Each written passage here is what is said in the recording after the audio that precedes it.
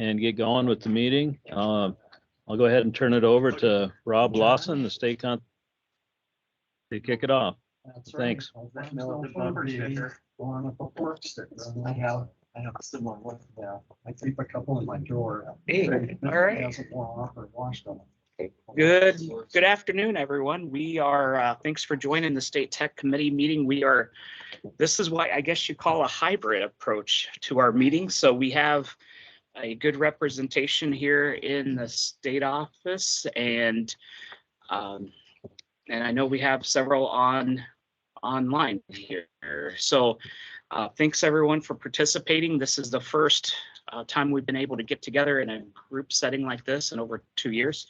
So bear with us if we run into some issues, and I can see we've got some quality issues up on the screen already, but that's all right. So we've got a great agenda lined up today, and it's exciting to talk about urban ag. And I think I mentioned on the last call last quarter that we are going to be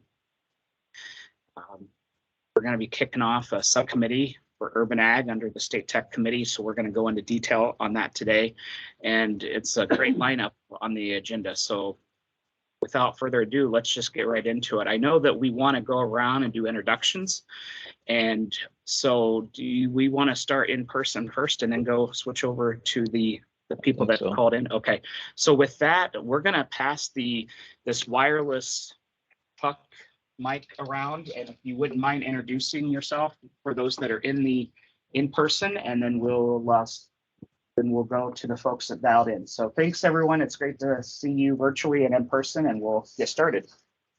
Good afternoon, everyone. Nick Streff with USDA NES. Albert Trailer, Nebraska Department, Environment and Energy.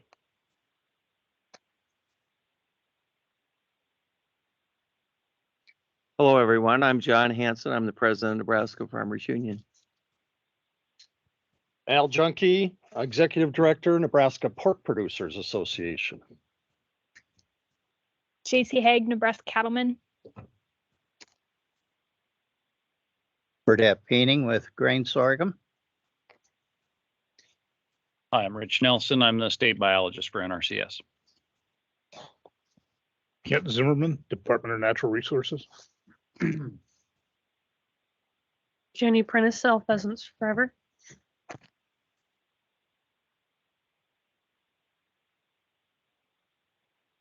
Hey, my name's Carlos Villarreal. I'm the state soil scientist for NRCS here in Lincoln. And I'm Tammy Nordman. I am the admin for soils, wetlands, and programs. I'm Brad Soxon, Assistant State Conservationist for Programs. Great, thank you, everyone. It's in person. Now let's go, and the folks that have dialed in can. Let me get my camera turned back on. For those that dialed in, let's go. I'll do the name. I'll call everyone off by name, just so we can have some sort of order. So with that, Andy Bishop, if you mind going first. I'm Andy Bishop with the Rainwater Basin Joint Venture.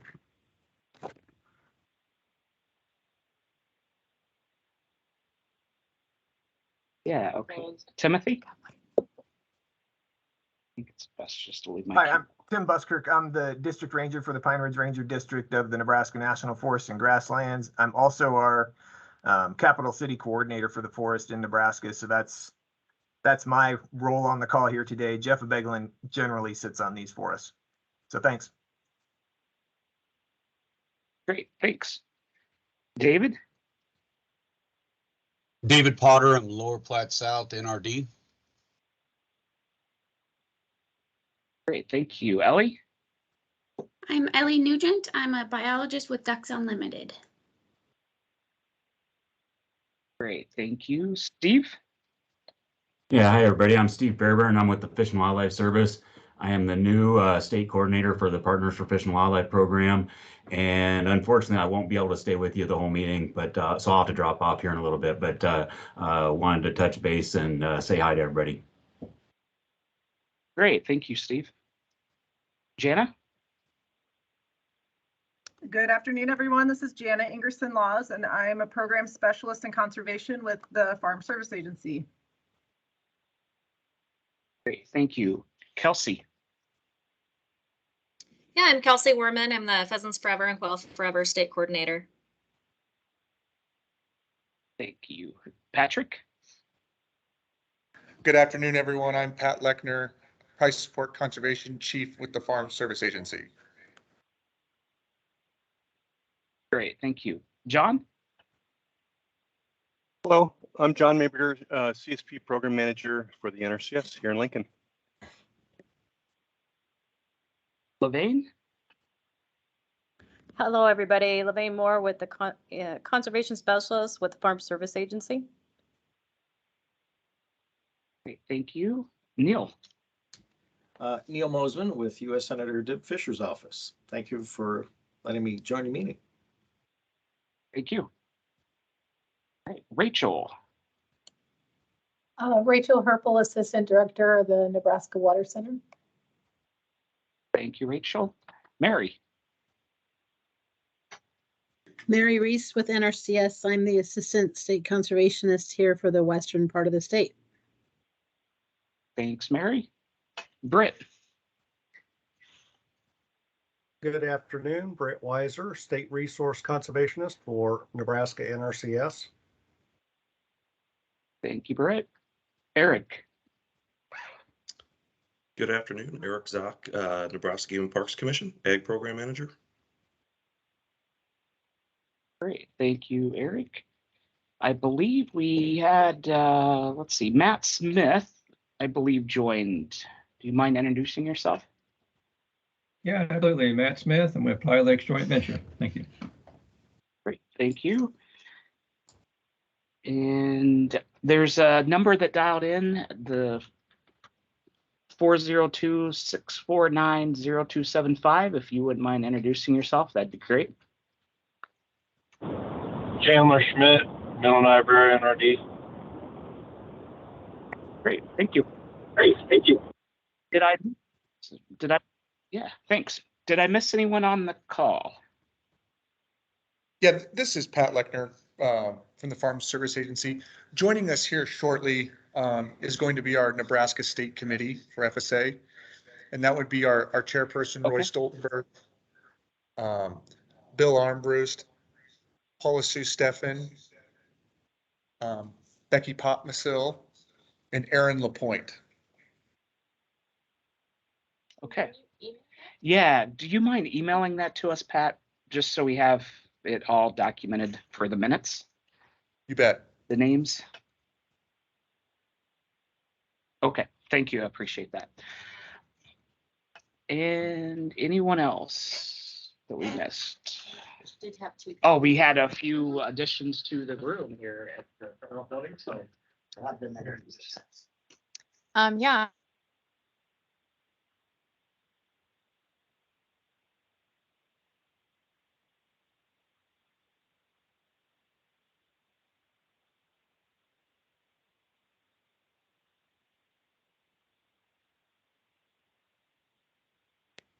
Yeah, hey everyone. So we just real quick, this is Rob. So we lost connection for one of the items, but we'll be back with you here shortly. Thank you.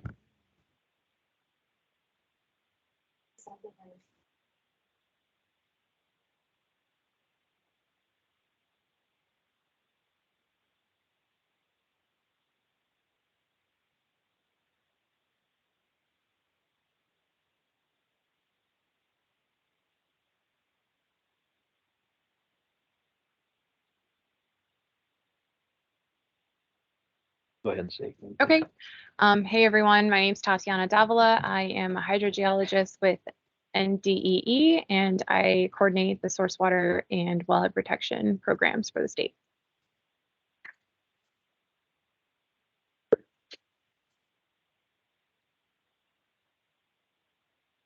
Good afternoon, everybody. Dustin Wilcox, Director of Programs and Partnerships with the Nebraska Association of Resources Districts.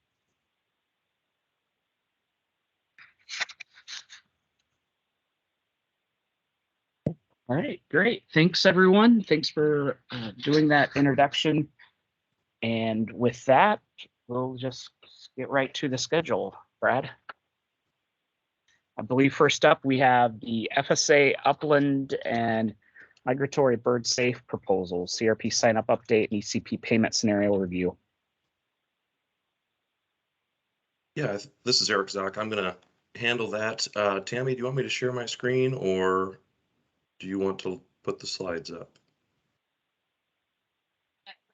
Going on, it's probably better for you to pull it up right now. Okay. I think some breakdown. All right. So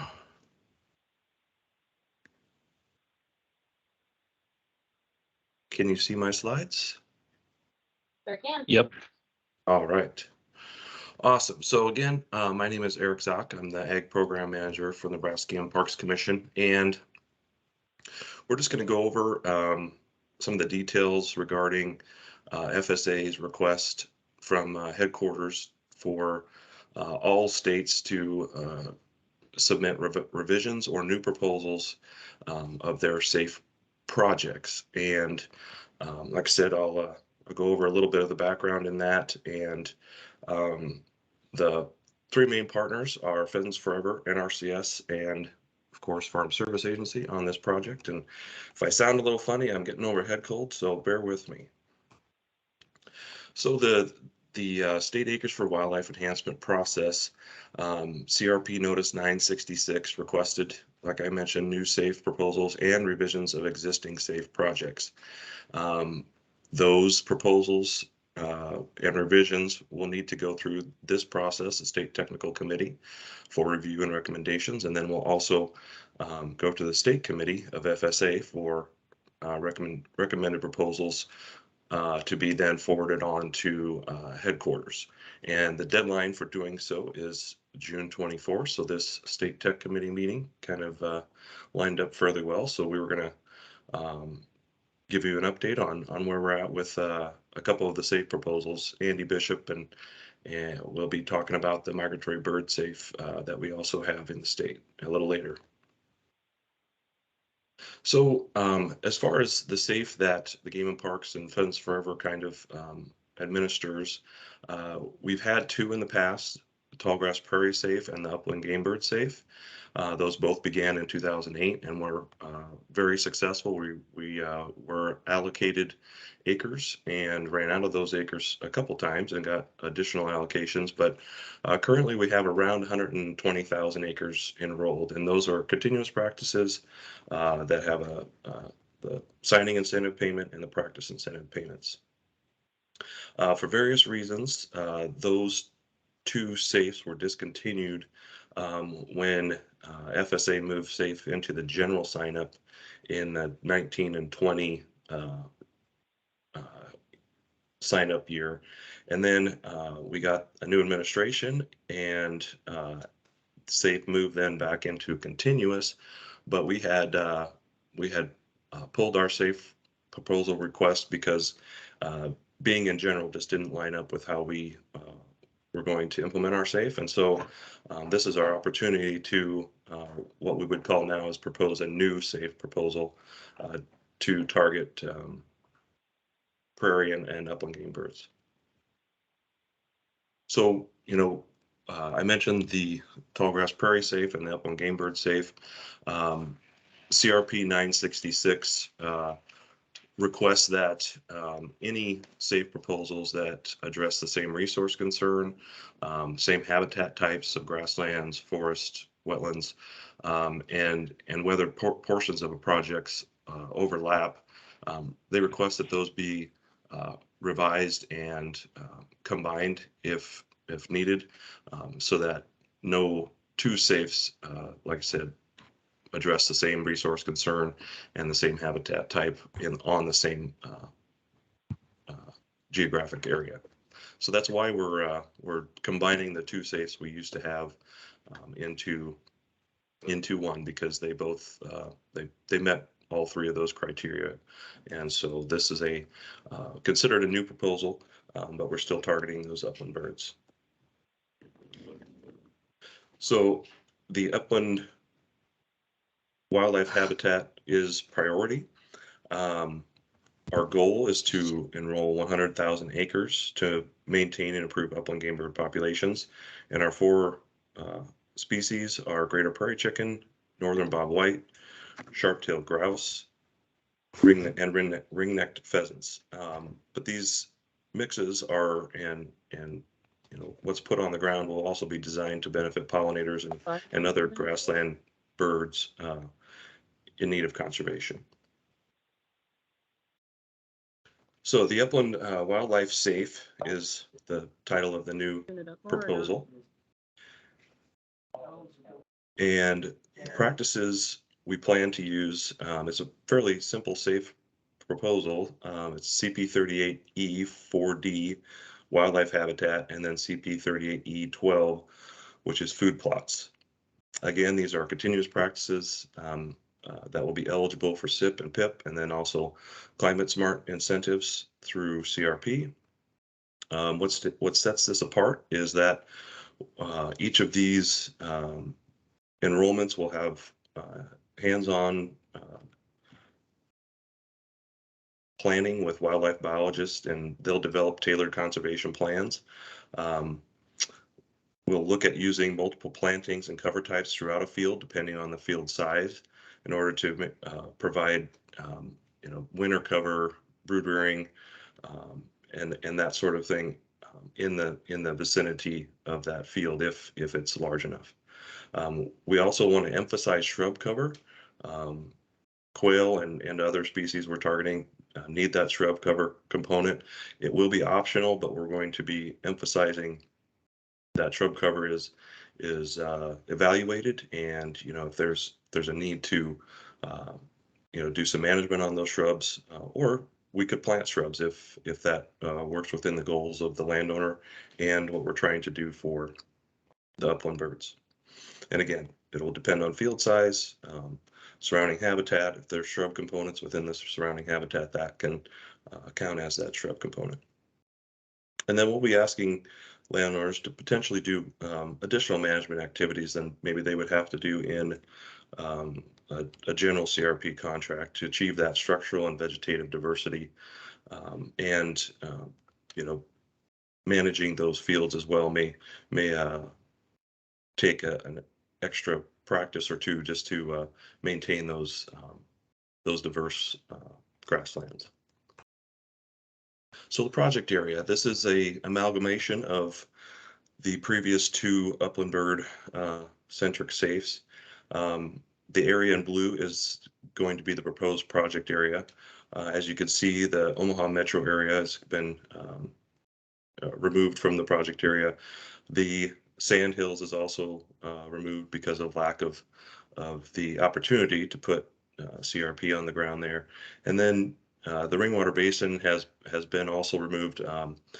FSA headquarters has said they don't want projects that cover an entire state, and there were several reasons why we removed the Ringwater Basin area. One is what Andy will talk about next is the migratory bird safe, which is that's one of their priority areas. 2, we don't see a lot of CRP interest here. It's intensively farmed area, and so in order to meet all those criteria from FSA, we removed that area from our project. Just a quick summary. We want to provide flexibility for landowners and wildlife biologists to tailor these plantings to meet the needs of the target species and the landowner's goals.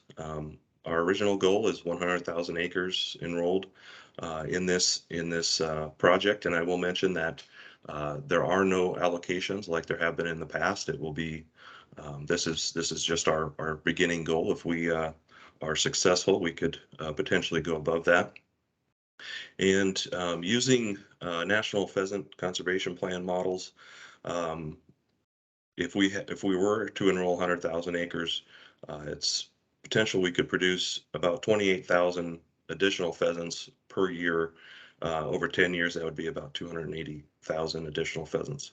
We'll also provide pollinator habitat, sequester carbon, and of course get those water and soil quality benefits that CRP provides. One note, another using Comet Planner from USDA, we have estimated that we'll remove about 440,000 tons of CO2 over the 10 years, which equates to about taking 95,000 cars off the road. So that's a quick summary of our upland bird safe, and I will take any questions. Uh-oh.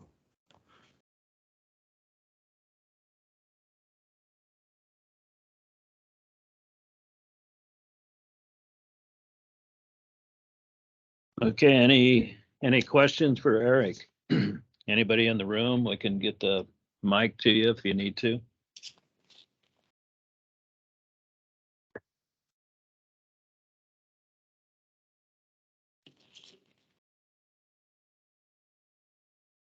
Okay, I'm not seeing any questions. Tammy, is there anything in the chat? You can either come off mute and ask a question or put a comment in the chat as well.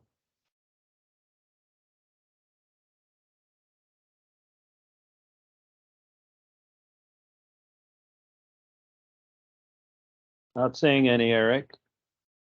All right, well, I appreciate it.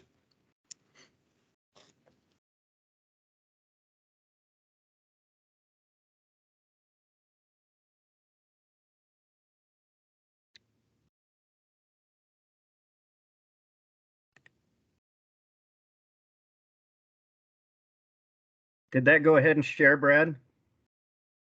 Yeah, you're on. Yep. Great.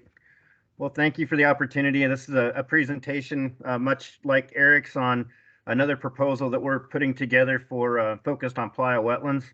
This is a joint proposal put in by Playa Lakes and Rainwater Basin Joint Venture. I'm presenting today solely focused on Nebraska, but this is actually a 3-state safe that'll cover Nebraska, Kansas, and Oklahoma. And I just wanted to give a little background on what is a playa, and then a good overview of the safe and what we're trying to accomplish through this CRP practice within the safe program. And then any questions we can take at the end. So talking about playas, we've got 3 different playa complexes in Nebraska, and this safe will focus on all 3 of those complexes. But just wanted to give an overview of what playas are, what they do, and what this safe could help us with. So playas are wind-blown depressions. They've got a clay pan at the bottom. This cantina shows the different soils. You've got a massy soil, primarily found in the rainwater basins, and then Scott Fillmore soils that you'll find in the central table playas and southwest playas, and we'll show those different geographies. But they're isolated basins. They're a closed basin, so there's a watershed that funnels water down to the wetland at the lowest point in that watershed. And why we're really excited about playa wetlands is the biodiversity and the habitat that they provide. Nearly 30% of the continental pintails, 50% of the mid-continent mallards, estimated 8.6 million waterfowl use the rainwater basin. Several million use the adjacent other playa complexes, especially during spring migration. During this time, you see all the pintails there in that upper left picture. They're foraging in those wetlands that provide a diversity of seeds. These ducks can put on upwards to 10 to 15% of their total body weight while they're here. And then they're just a couple days migration to the breeding grounds. So when hens leave here in better physical condition, they lay larger clutches of eggs. They have a higher propensity to re-nest. So that directly impacts the habitat here, directly impacts the population. And so, but the neat thing about the wildlife is they're very transient, stay here for about a week, but the playas, are very unique in providing habitat. So they'll go dry. Then you can see in the, severe thunderstorms in June, they'll fill back up. And so there's a lot of unique wildlife, resident wildlife that also use these wetlands, pheasants, quail, grassland nesting birds, as well as amphibians. So you get the idea, but the other thing that's really neat about playa wetlands is they're the stepping stones in the migration corridor. In the rainwater basins, for example, we had 30 observations of whooping cranes this spring, and that population is only 500 individuals. So nearly almost 10% of one of the world's rarest birds, stopping and using these wetlands. The recreational opportunities, Game and Parks has done some unique work in the basins, but we'll get a hunter use day, which means an individual going out and enjoying a public area, about 100 use day for every 2.5 acres. So these are, well visited properties that provide a lot of recreational opportunities, especially as close as these different wetland complexes are to our major cities. The other thing that we're really finding out about playa wetlands is that their ability to recharge 1.14 million gallons of water through a 1 acre playa wetland that's flooded 10% of the time. So that's a significant amount of recharge that you can get through these playa wetlands, and it's primarily because of the hydro period. They go dry out, and then large cracks form in that clay that pushes a lot of water down right as they become wet for the first time. And then forage production, UNL Extension just did a project for us, and we found that we can get almost 8,000 pounds of forage production out of these playas. These wetlands are very vibrant, like we talked about, providing that food for the ducks, but also the forage production that these wetlands can provide. So there's a lot of different things, not just for the wildlife, but benefits for the producers and the local residents.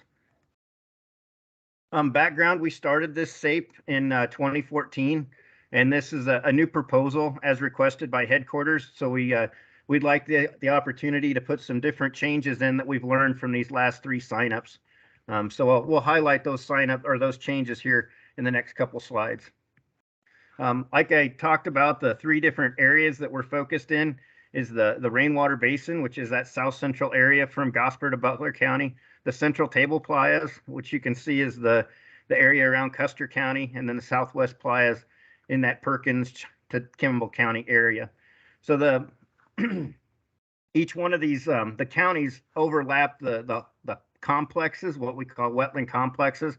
The clusters that you see here are where you have the highest density of wetlands. So that's why there's both the county is the eligibility, and then the clusters are where we're prioritizing because we've got higher densities of wetlands in those areas. 39 counties are eligible. Buffalo, I highlighted the wrong one. Buffalo and Sherman are 2 new additions because there's a significant number of playas that weren't in a playa cluster, but still present in those counties in the central table playas. So we took the opportunity to add the counties because one of the modification criteria is we had to use a county-based eligibility. Sign up process, it's a continuous sign up. As Eric alluded to, but one thing that's neat with this migratory bird safe is we're using a reverse auction and we're using batching periods. So producers will sign up anytime, but then we'll have cutoff dates, and then we'll evaluate those applications, using the batch cutoff periods. Program details, we restore these the hydrology to the fullest extent possible. A lot of times there's been fill material that's been placed in the wetlands, or it's sedimentation. Before we had cover crops and the no-till farming, we could have a lot of material that came from that upland watershed into the wetland, and then removing fill material that may have been placed in that wetland footprint. The full restoration, our last proposal, there wasn't a PIP incentive at the same level, but with the PIP and the practice establishment payment, the full restoration is coming through the program. The restoration plans are developed both by biologists, soil scientists, and engineers. So it's a robust planning process to evaluate what needs to be done for the restoration of these tracts. It's cropland, so it's outside of the floodplain within those wetland complexes. The last proposal that we had, it didn't allow expiring CRP contracts to be re-enrolled. This proposal, we now would accept expiring CRP contracts with upgrades and restorations to the new tracts. Marginal pasture lands is not eligible in the proposal that we've written. Program details, 10 to 15 years. The mid-contract management, we're hoping to incorporate grazing without a reduction in payment, because the grazing would be prescribed in a management plan developed for the tract. So that'll be a new change too. Sorry, I didn't highlight that one in yellow. So we used to have in the last proposal 160 acres was the maximum enrollment. There was no requirement on maximum enrollment. We did put a 2-acre minimum, and then no wetland determination is required. So there's no calls on these tracts if they are enrolled into the program. We are trying to get a buffer around those. I talked a little bit about the sedimentation issues. So we do try to get an average 120 120-foot buffer around these wetlands. And that number came from some research that was done on macroinvertebrates. And if you had at least 120-foot buffer, there was no difference in the invertebrate community. So we felt like that was a good indicator of what a quality buffer would be around these restored wetlands. As I talked about the reverse auction, which is a new concept for CRP, it's been with this migratory bird safe, but we've modified it. At one point, we had a $300 cap, but that was kind of a price point that really drew people to submitting offers. But now we're using the irrigated rental rate is the cap for each one of the counties, and the dry land rental rate is the floor for those counties. So a producer can choose his rental rate that he feels comfortable with, based on these NAS rental rates by his county. And then, like I said, we batch those, and it's a competitive ranking process based on the amount that they're willing to accept for the rental payment. And we're really is helping us, one, remain competitive. Like Eric talked about, highly cultivated landscapes. So we want to make sure that our CRP offerings are economically viable and are going to compensate those producers for the lands that they're enrolling into the program, but also making it competitive. We feel like we're getting to a price point that's reflective of what the actual value of these contracts that we're enrolling in. Like I said, at reverse auction, we only accept 50% of the offers. And then to date, we've got 1,100 acres enrolled in the safe. Like I talked about, price point is one of the ranking factors, but it's also a higher value for the number of wetland acres. The greater wetland to upland ratio. So we're really trying to focus on maximizing wetland enrollment. And then the aquifer condition. So is the aquifer stable, declining, or increasing? You get more points if you're in a declining portion of the aquifer. And then, like I talked about within the cluster, if your playa is in that cluster where you've got a high density of playas around you, you're going to provide better habitat, so you get additional points for being within that cluster. Just an idea of what the rental rates are. You can see the rainwater basin. Dry land is averages by irrigated, but you can see roughly in that 250 range for rainwater basin wetlands for the irrigated. And then in the central table playas, like I said, we've got Buffalo and Sherman are two new counties, about $150 between the average between both the irrigated and dry land. And then for the Southwest playas, about $112 an acre is the average between both the irrigated and dry land rental rates. This is just a map showing those rental rates, and I know Tammy's going to make this available, so you'll be able to blow these maps up a little bit bigger to see the difference between irrigated rental rates by counties and complexes. You can barely see it, but there are 3 different complexes. That's the batching complexes, where offers will be compared in the rainwater basin to one another within the central table playas, and with the Southwest playas, they'll be competing against one another. Like I said, we're going to get 50% of the restoration payments through the practice establishment payment and 50% through the practice incentive payment. And then there'll also be a SIP associated with enrollment. That's the presentation I have. Our target is 25,000 acres with this. And with that, I'll turn it over to Levane and Matt, if you guys have anything that I missed in the presentation.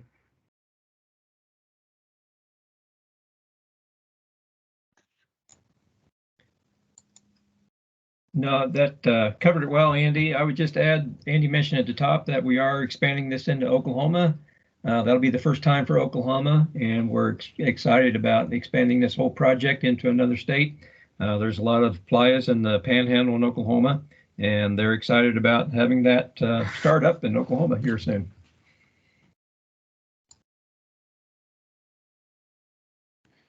Andy, we don't have anything else to add from Nebraska FSA, but we do thank you for your hard work on this project. Eric as well. Well, it's a great partnership, and we really appreciate the opportunities to think outside of the box and make CRP. Like Eric said, it's hard to get CRP in the rainwater basin, and this has been a great way to make it viable. So thank you for your guys' flexibility and willing to work with us. And I think I can say that for Matt as well.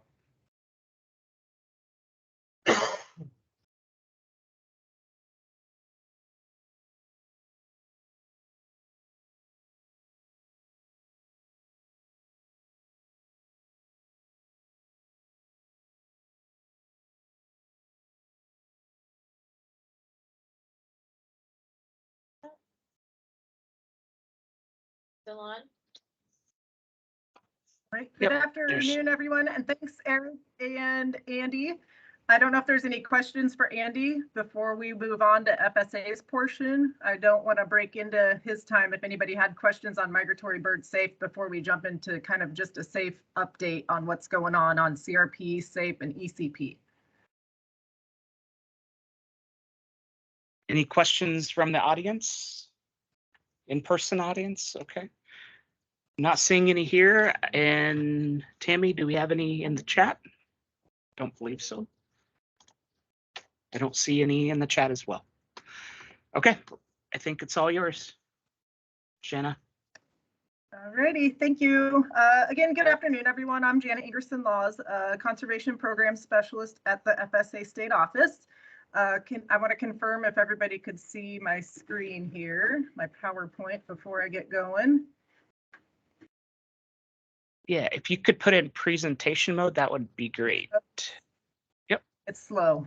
Here we Okay. go. Problem. All right. Yep. Right. Okay. Yeah. Thank you. We're good. Thanks. All right. So first, we're going to touch base on just some overall CRP news and where we're at on signups. We're kind of wrapping up a lot of different CRP signups, and I've got some numbers for some and some national still ranking. So the first sign up we had this year so far was our general sign up 58. That period was January 31st to March 11th of 2022. That was our time frame for producers to come in and submit their offers. The offers were already ranked, and we know that Nebraska, we had 67,209 acres offered, 989 offers. We ended up with 58,936 acres being accepted into sign up 58, and out of the 989, we had 857 acres accepted. So that gave us an 87% acceptance rate. Last year, we had a little bit higher numbers. We had 95% acceptance and 77,682 acres. With commodity prices this year, we definitely saw a little bit of a hit to CRP and some lower numbers under the general sign up. Any sign up 58 contracts, those are going to begin October 1st in the new fiscal year. We also had a Grassland sign up 204 earlier this spring. That started April 4th of 2022 and ended just May 13th, a few weeks ago. We have had a total of 633,169 acres, which was a pretty decent jump from last year. Last year we had 421,783. So pretty good jump in that grasslands program. I know National has really pushed that because it's a working lands program. You can still hay graze according to your plan. So we did see quite a jump in acres offered this year. 1,658 offers were submitted. They have yet to rank these offers. So we do not have our details yet on what Nebraska has accepted. National's still in that ranking process. Hopefully we'll get it soon. Maybe in the next couple of weeks here, we'll get those results. These grasslands contracts, they're going to start October 1st also this year. Then we have our ongoing continuous CRP sign up 57. So that's been ongoing through the fiscal year. It is important to note if anybody has a re-enrollment of CRP, they need to submit offers by August 5th, and that's to give NRCS planning timeframe to get conservation plans done on time and contracts approved to start on 10/1. Otherwise, if it's not re-enrollments, basically the effective date is going to be the month following approval unless they decide to defer that date. And crops do have to be harvested by the start date of those contracts for continuous CRP sign up 57. On slide 5, I've got kind of a current count from about a week ago, the reports I had ran. So we've got regular continuous sign up 57, but continuous also encompasses some other type of practices, like HELI is our highly erodible land initiative. That's going to be anything with an EI of 20 or greater. And that's usually a pretty popular program because you can get into those practices that are usually only available for general sign up without going through a ranking. So right now we've got about 134 acres under that. Working through the process, 10 of those are approved at this point in time. Clear 30, that came about in our 18 Farm Bill, and that gives producers a chance to put in a 30-year contract if it's expiring CRP and it has to be a water quality practice. So far, we've got about 7 offers going. Nothing's been approved yet, but that's kind of similar to the numbers we had last year for that program. We also have CREP, the Platte Republican CREP program. There's about 22 total offers going through the process right now, with 9 of those being approved. We have our Farmable Wetlands program. There's a handful of those also, 9 total offers, 1 of those being approved at this point. And then like Andy just presented on, we did have a batching period, our first batching period for Migratory Bird Safe for Sign Up 57. We had a total of 48 offers, with 36 of those being submitted, and we are still waiting on results of that sign up. Slide 6 is just a news release that came out recently. On May 26th, the Secretary announced that due to the crisis in Ukraine, USDA will be sending letters to any participant with contracts of CRP expiring 9/30 of 2022, and it's going to give the opportunity to offer voluntary termination of their contracts.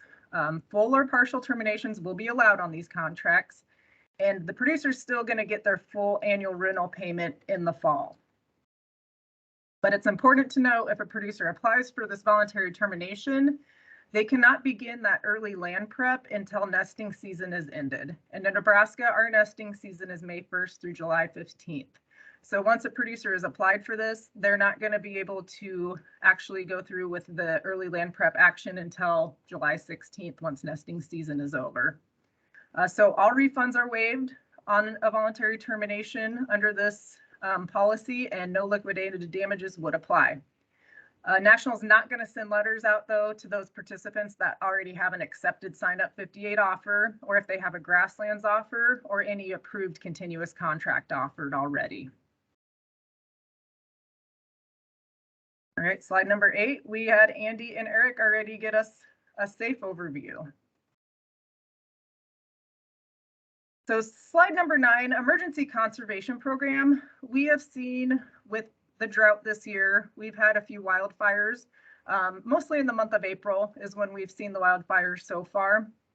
But when disasters happen, we have a program called Emergency Conservation.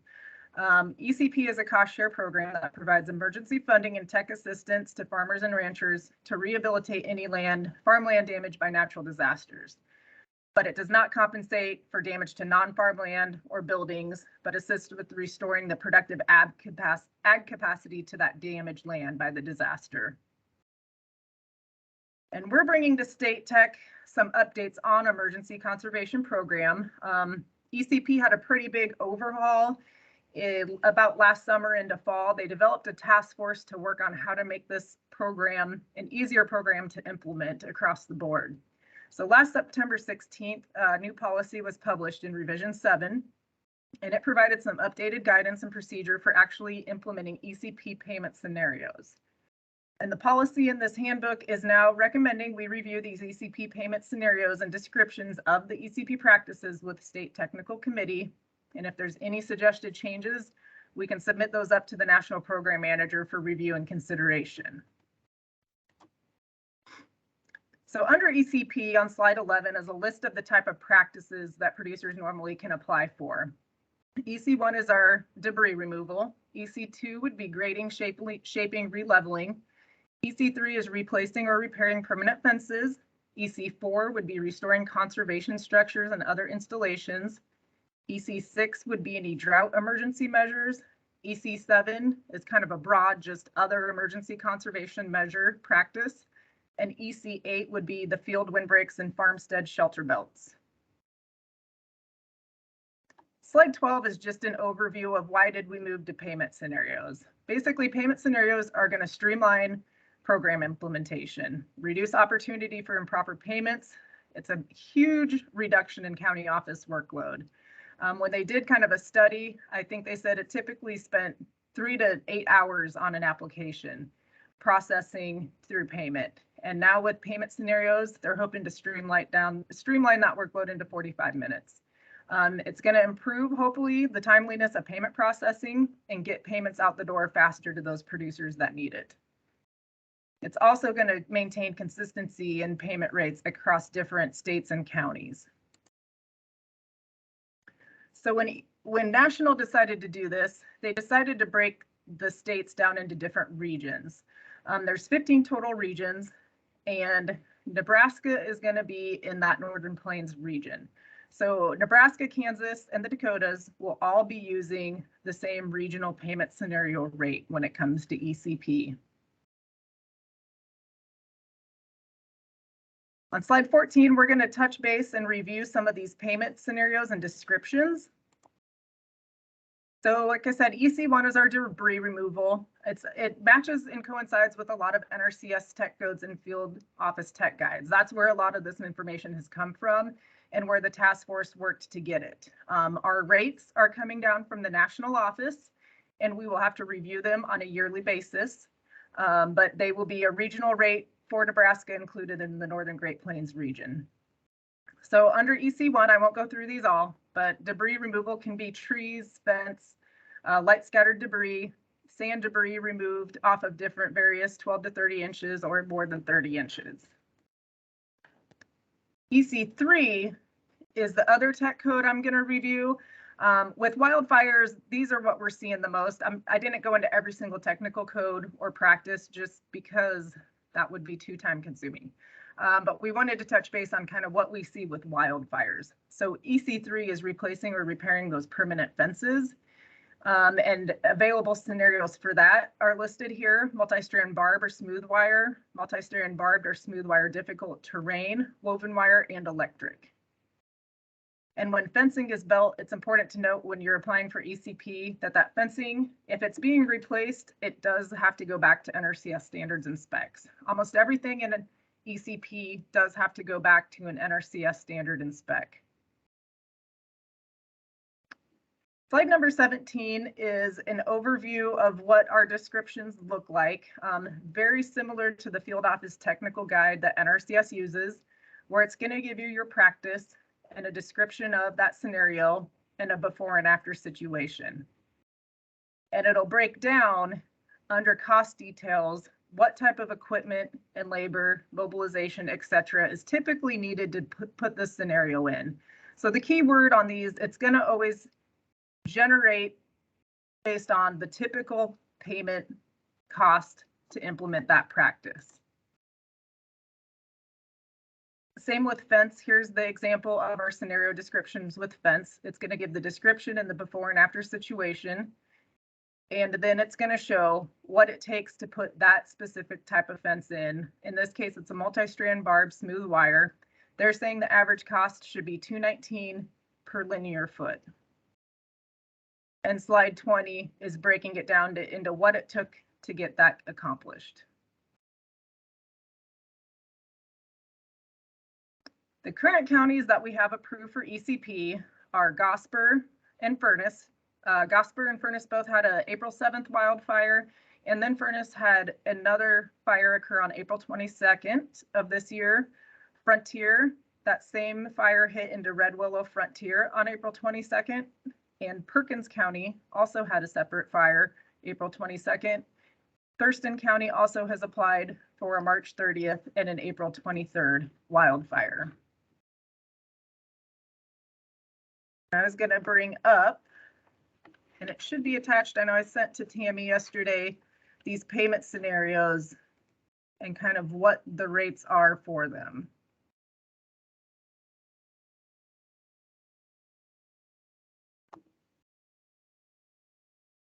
I apologize because I know there are a lot of line items on here. But with our payment scenarios, it's going to break it down into what the practice is with a component code, what kind of category this would fall under, what the NRCS technical practice is, a description of that practice with the unit of measurement, and then the far columns will show what the average actual unit cost was and what 75% cost share rate would be. And these are effective basically through this fiscal year. So when we're doing fencing, that's most of what we're seeing in wildfires is going to be the fencing and the debris removal. And these are our payment rates under here. Multi-strand barbed wire is going to be a flat rate per foot. And so is the multi-strand difficult terrain. And you're going to notice there's two different rates here because one is for repair and one is for replacement. So they're saying the average actual unit average cost should be $242 a foot. We are going to pay $1.82. And for repair, they basically took 75% of this to only pay 25%. They had to establish a way of saying for repairs, we're basically going to pay 25% of the cost.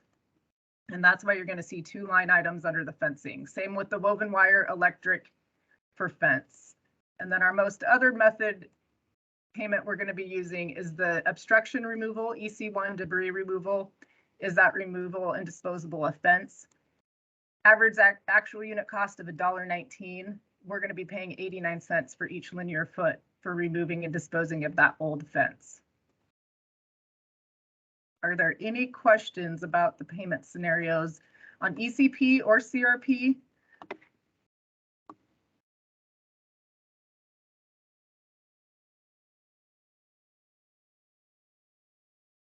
Yep. Yeah, just 1 second, Janet. We have one question. Let me get the mic back.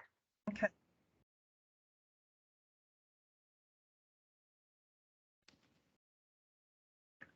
Thank you. In anticipation of whether it rains or not, if the rains don't continue to come and we start seeing more and more drought pressure, then maybe you could give us a bit of a heads up on kind of what the protocol is going to be and kind of what the decision-making process will be to be able to utilize more of the CRP acres while once we get past nesting, but while there's still CRP, both grazing and hay values.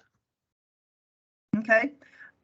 For CRP, of course, we can't do anything during the nesting season, but once our nesting season ends, the rules for emergency haying and grazing is your county has to be in a D2 status during the program year. And then county committees have to review those conditions every month and decide if they want to withdraw haying and grazing. So technically our program year is October 1st.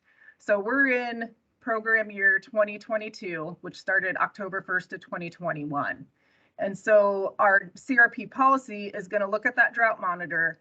If the county has hit D2 since October 1st of 2021, they're eligible for emergency haying and grazing unless the local county committee has decided to pull back because conditions improved since that time frame. So and there is a national listing out on the conservation webpage, and I can put that link in the chat that you can pull up a statistics and report for the whole United States and break it down to Nebraska and what counties or in what status at what time of year. And there's no payment reduction for that haying and grazing, but you definitely, everything's handled at the local level. So you definitely have to go in and get approval to emergency hay or graze before taking any action. Okay, thank you. You're welcome. Good question. Yeah, we got one more question here. Just 1 second. Yeah, what triggers the eligibility for the emergency conservation payments, like a wildfire? You know, how big does a fire have to be? How big of an area does it have to cover? For ECP, it's by the disaster type. So as long as it's an eligible disaster, which wildfire, it's going to be eligible. It's up to the local county committee is the key. The county committee has to request to implement ECP. There's no minimum or maximum. One producer could have damage and that county committee could request to implement ECP. That request comes in from the local county committee level. But for like a wildfire, it's usually has to be started by a natural condition like lightning. But with Nebraska being in drought and such high winds, like in April, even if the fires weren't started by lightning, a lot of those were unknown causes, but we could show evidence that we've had drought conditions and also high winds that day. Then the national policy has allowed us to implement ECP for those fires, even though they might not have been started by lightning, just because we have such bad drought or wind conditions. It takes a national waiver for that. But otherwise, ECP is just triggered by if it's a flood or tornado, a severe storm, and then it's just up to that local county committee to meet and decide if they want to request to implement ECP. They send that request up to us at the state office, and then we have to get an approval from national to do a sign up, is kind of how that process works. So there's not really a maximum or minimum on acres. It's just who got damage. If, like I said, it could be one producer has damage, but that local county committee has to meet and decide to request to implement the program and get approval before starting sign up.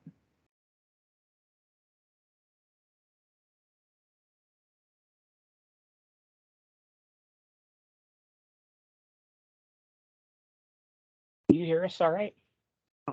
Why that got, can you, Jenna, can you hear us? Yep, I can hear you. Oh, perfect. We got muted there for a minute. Okay. Any other questions from the audience? So, and we can see if there's any questions from the folks that called in. But I had a question on the ECP payment scenario rates. Does the historically underserved, is there a different payment rate for historically underserved producers? Correct. 75% is our normal, 70% of total allowable cost. But if you are underserved, SDA, etc., beginning farmer rancher, 90% is our rate. So there is a different rate if you fall into that category. You have to fill out a 860 form, we call it, to confirm eligibility for that, but there is a higher percentage, 90% payment rate instead of 75%. Great, thank you for sharing that. And a note on that too, gendered, because this is ECP is kind of funny where it doesn't always tie into a farm bill. Gender is not included for ECP. So that is not considered in our SDA category, basically, for ECP. Okay. Thank you. Any other questions from the audience, remote or in person? Did you have anything else, Gianna? Nope, that's all I had. Appreciate everybody's time and have a good rest of the meeting. Yeah, thank you. And I wanted to say thanks to you and your staff there with FSA and also with Brad here, working together to address all the nuances of the ECP with the wildfires and getting clarification and working things out. I appreciate the help. All right, with that, let's move on to Brad with the conservation program update.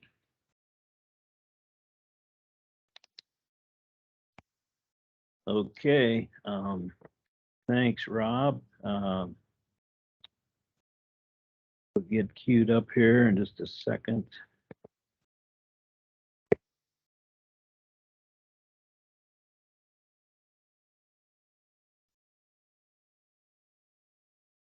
Okay,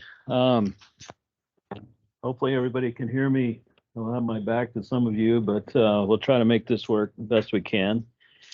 So got a few just general updates, and towards the end, we're going to roll out the Urban Ag Subcommittee. We'll do that at the end, but before that, I thought I'd just go through some general updates and talk about some of the local work group recommendations that we got this year. So I'll start with CSP, just kind of a quick update on CSP. CSP has been a strong program in Nebraska for many years, and that the last few years, due to funding, we've kind of dropped off a little bit on the contract numbers, but still a good program.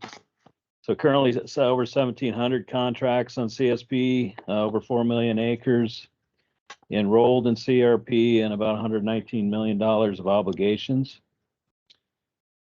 This year in 22, we ended up with $12.6 million allocated for classic, 6.6 for renewals, and just a little bit for the Grassland initiative. We did get 1,137 applications for CSP this year, and as at the end of the day, we were able to fund 129 contracts out of 1,137. So I like to remind everybody just how competitive CSP in Nebraska has become now. That's 10% of our applications So those that get approved are very good applications, but it continues to be a very sought after program. And on the renewals, we had 66 contracts which renewed. The renewal is now a competitive process.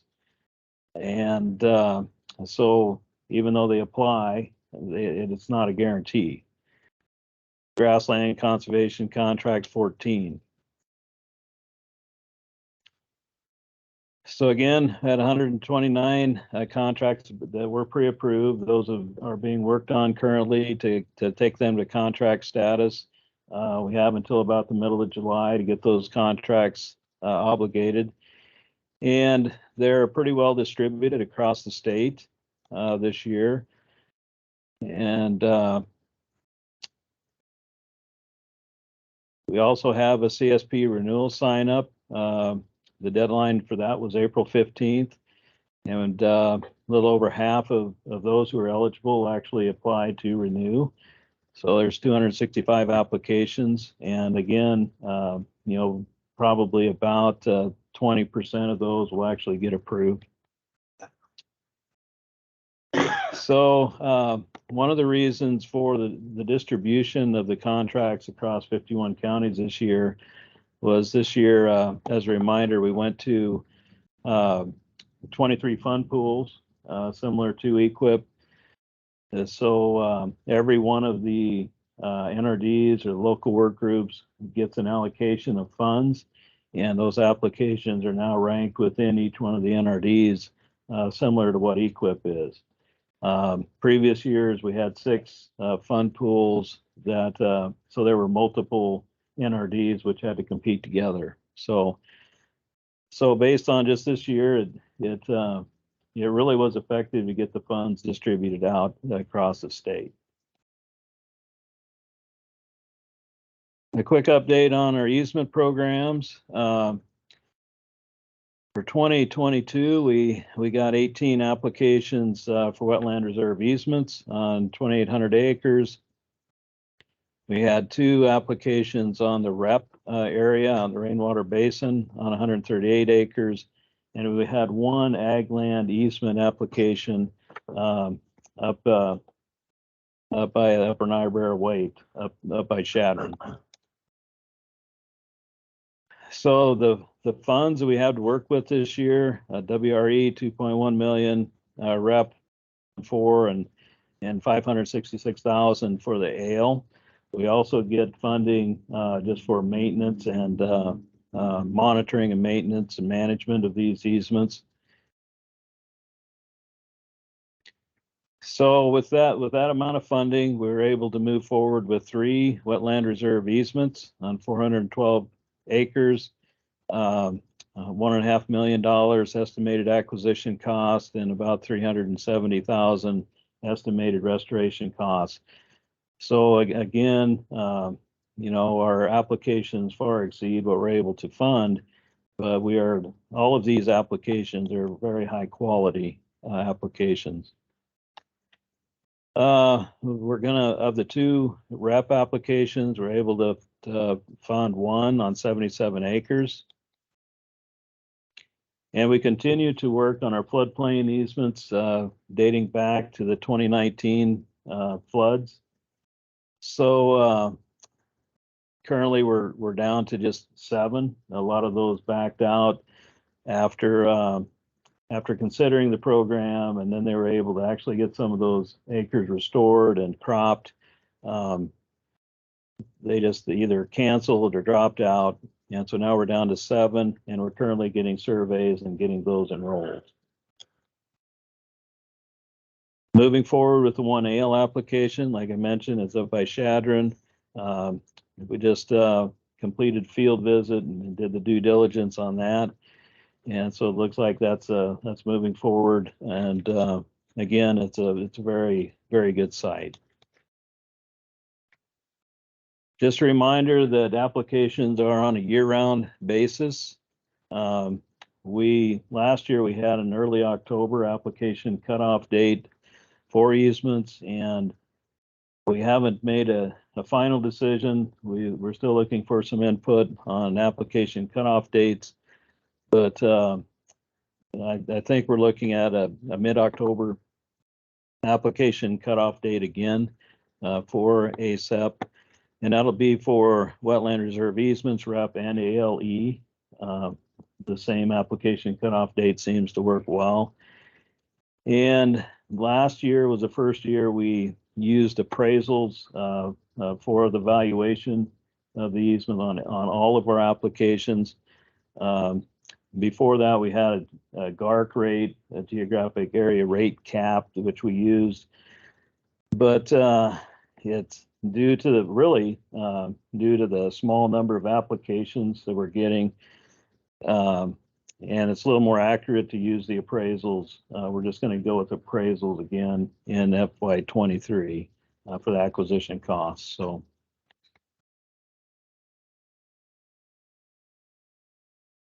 on EQIP, just run through a few updates on that as well. We're currently in Nebraska, we're sitting on a little over 2,400 active EQIP contracts on about 1 million acres and obligating about $79 million.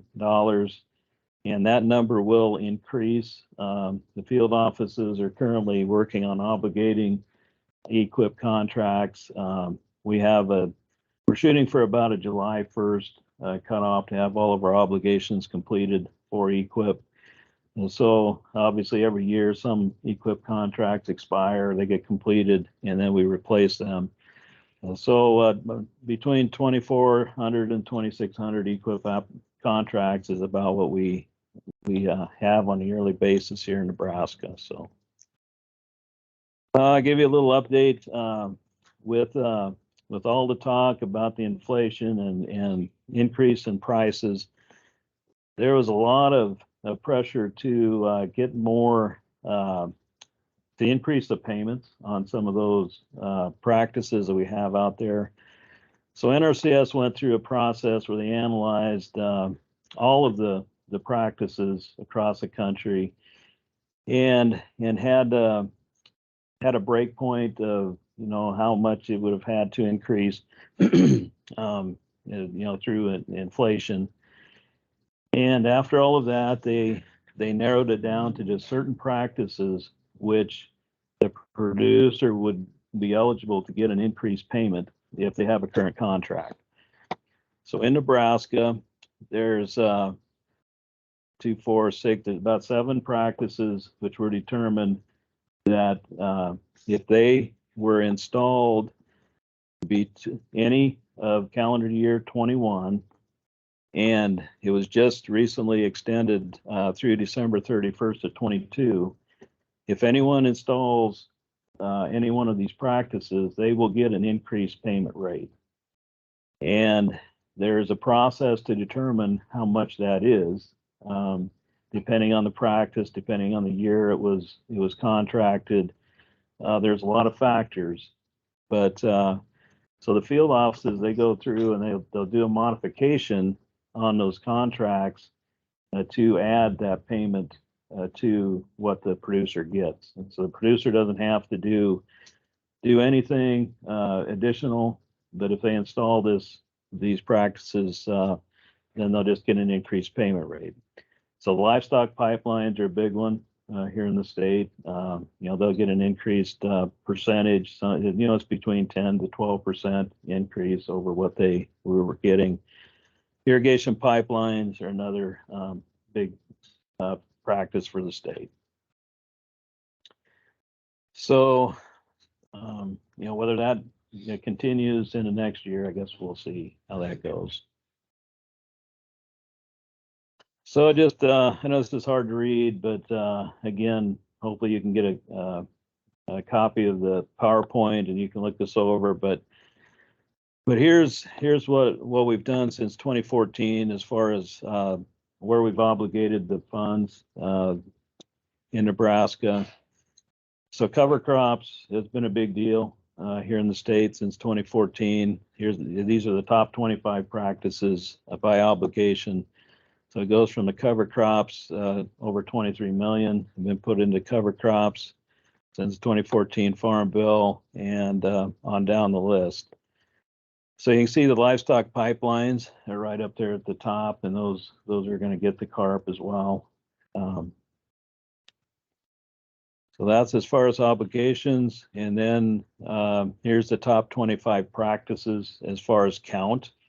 Now, count means, this doesn't mean number of producers or contracts, but this means the number of times it was contracted within a contract, so an item number within a contract. So for example, cover crop, there may have been 3 different contract item numbers within a contract, where they may have applied a cover crop 2 or 3 times. So again, cover crop is at the top of the list, and then irrigation water management is popular, and then tanks, the watering facility, and on down the line. So again, you can get a copy of this and take a look at it, or if you have any questions, let us know. But that's kind of where we stood. So I'll give you an update on our EQIP fund pools. A reminder that we have some mandatory allocations that we have to meet. So source water protection, 10%, wildlife initiative, historically underserved, all of them are 10%. Then the EQIP CIC, 5%, that was just implemented last year. So those come right off the top of our allocations, and then we have to set up our ranking tools and approvals accordingly. And the livestock is set at 50% now. That's down from 60% in previous years. So 50% of the EQIP general funds have to go to livestock related practices. So we've got the 23 local fund pools. The funds go to every one of the local work groups, and then on top of that, we talk every year about what statewide initiatives we want to implement here in the state, and this is a list of what we had in 2022, and through our we got some good input from the local work groups and that on moving forward. For 2023, we didn't have any recommendations for changes on any of our statewide fund pools, so we're not set on it yet, but this is what we had in 22, and we'll probably make some minor changes going into 23. So I thought I'd give you a breakdown, kind of where we stand today on the allocations and where the money's going. We started the year with a little over $26 million allocated to the state, and then twice a year we go through a funds assessment where we're able to request additional funds to the state. All the states get to request additional funds, and in our April funds assessment, we requested an additional 10 million for EQIP, and we ended up getting about we got 965,000. So that tells you there wasn't a lot left out across the country to send out. And the 965,000 came with it must be used for historically underserved and drought type of practices and urban ag type of practices. So that's where those will be targeted. And then we did request additional funds for the wildfires through our disaster account, and we're able to get an additional 700,000 for the wildfires. And I'll talk a little bit more about them in a minute. So where we're setting as of today with our historically underserved, we currently have obligated 3.9 million, so we've exceeded our 10% there quite a bit. Source water protection, keep in mind we are still in the process of obligating contracts, but as of today we're about 2.2 million, so we actually have to get up to 2.7 million to get our 10% there, and we'll probably meet that at the end of the day. So we're doing good there. Both of them were in good shape. And then the wildlife, if you recall, we took some money out of the wildlife funds to fund our Great Plains Grassland initiative because there's a lot of similar purposes there. So between the Great Plains Grassland initiative and the wildlife initiative, we set aside the 2.6 million. And in the wildlife, we're obligating 1.7, so we're doing good there. Our grasslands initiative, we still have work to do on that, and we're considering whether to have another application cutoff date for grassland, Great Plains Grassland Initiative. We'll need to make a decision on that here pretty quick because we have to have a 30-day sign-up period advertised and then give some folks a chance to get in and sign up there. So we're still a little bit short between those two. But like I say, maybe another sign up for Grassland Initiative, and there's still a few applications. I think we went through all of our Wildlife Initiative applications. We need to get a few more. Just real quick, a reminder: our source water protection areas didn't change, and unless we make some edits moving forward with 23, this seems to work well here in the state. With about 8 million acres are targeted as priority areas for source water. And a reminder of which practices are eligible for the source water protection pool. Again, your cover crops, buffer strips, field borders, waterways, your irrigation practices. So these are the eligible practices. And then there's some support practices which also would be eligible to support these. This is kind of how the obligations have broke out since we've had the source water protection. Irrigation water management's right at the top as far as the count. Sprinkler systems, obviously, if we can make our irrigation systems more efficient, that helps. But so there's our practice list for source water. And then this shows the actual location of where those source water contracts were implemented. Now it's kind of hard to see. Again, if you're able to get the PowerPoint, you can blow that up. But it's actually fairly well distributed across the state for the most part, clustered in some areas. But that kind of gives us an idea of where we need to maybe do some more education, that it's available, and maybe try to get into some of those wellhead protection areas a little more. Bishop has this. Andy, I see you got a hand up. Yeah, Brad, I was just going to say the Rainwater Basin Joint Venture, along with Pheasants Forever, Game and Parks Commission, Sandhills Task Force, working with The Rock. We just did a 3,000 individual mailer to all landowners with greater than 640 acres in the Sandhills, highlighting GPGI and the funding opportunities. So I guess what I'm getting at is we did a bunch of press release on it. It might be good to do a sign up. They might take advantage of some of that outreach we did. It had the guide, the vulnerability guide, a letter talking about loss of forage production, and then the opportunities that are available through all the different partners, including highlighting the GPGI. So it might be some interest out there that we maybe drummed up with that mailing. Okay, yeah, that's good to know, Andy. Yeah, so definitely something to consider to roll that out. So we might be in touch with you. So any other questions before I move on? Covered. The PowerPoint's gonna be available to everybody. Yeah, they're already up on the website. Thank you. Okay, so moving on. So a little bit on the wildlife practices. We talked about meeting the 10% requirement, and I don't know if I've ever shown the practices which count or ring the bell for the wildlife. There's about 18 practices which ring the bell for the wildlife. So irregardless of which fund pool these practices are contracted in, these count towards meeting that 10% goal of the wildlife initiative.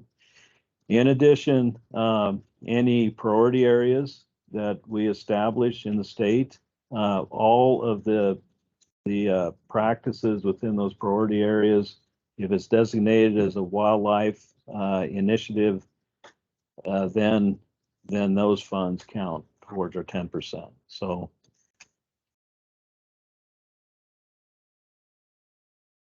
moving on, again, the EQIP CIC conservation incentive contracts we just rolled out this last year. We're right on the 5%, and EQIP CIC, every state had to set aside 5%, but we were not obligated to meet 5% on CIC. So if we did not meet that, we could roll that back into general. So we had an advanced cover crop initiative this year, and we ended up obligating, I believe, just one contract from that. And again, we'll have some discussions moving forward for 23 if we want to continue with that again. And I think we have some interest, but we might have a little bit more work to do with that. Our animal feeding operations, we really had a drop off of applications for our AFOs this year for, I think, a lot of reasons, probably some economic reasons and different things there, but we're going to use up our $1 million, but generally we've got a backlog, 2 or 3 times what we can fund there. So not sure exactly what's going on there, but I think feeding costs and economics and a lot of things are happening there. And then disaster, it's been discussed. Again, every state now is required to set aside funds for disasters. And then if we utilize those funds, if we request additional funds from headquarters, every state has to match 1-to-1 those disaster funds. So this year we got hit hard by the wildfires. It's been pretty well documented. So I think we're going to be okay. We got the additional 700,000, but we will have some discussions going into 23 as to whether we need to increase that set aside for disasters. If anybody's got a prediction of what's going to happen in 23, I don't know if we're going back to floods or going to continue with droughts or whatever, but it was wildfires this year, unfortunately. So we've currently got $1.9 million parked in the disaster account, and I'll talk a little bit more about the wildfires later. But so EQIP CIC, these are our priority practices for conservation incentive contracts. Again, won't go through every one of them, but that's we do have the option to look at our priority contracts practices every year. So if we need to make some adjustments, we can do that. Currently with CIC, to get that 1.3 million, 32 of those applications are on cropland, 7 range, and 1 on pasture. So we did get some distribution, amongst croplands and grasslands on those CIC. So here again, a little bit more on the wildfires. Of course, we had the Road 739 and the Road 702 wildfires and that, but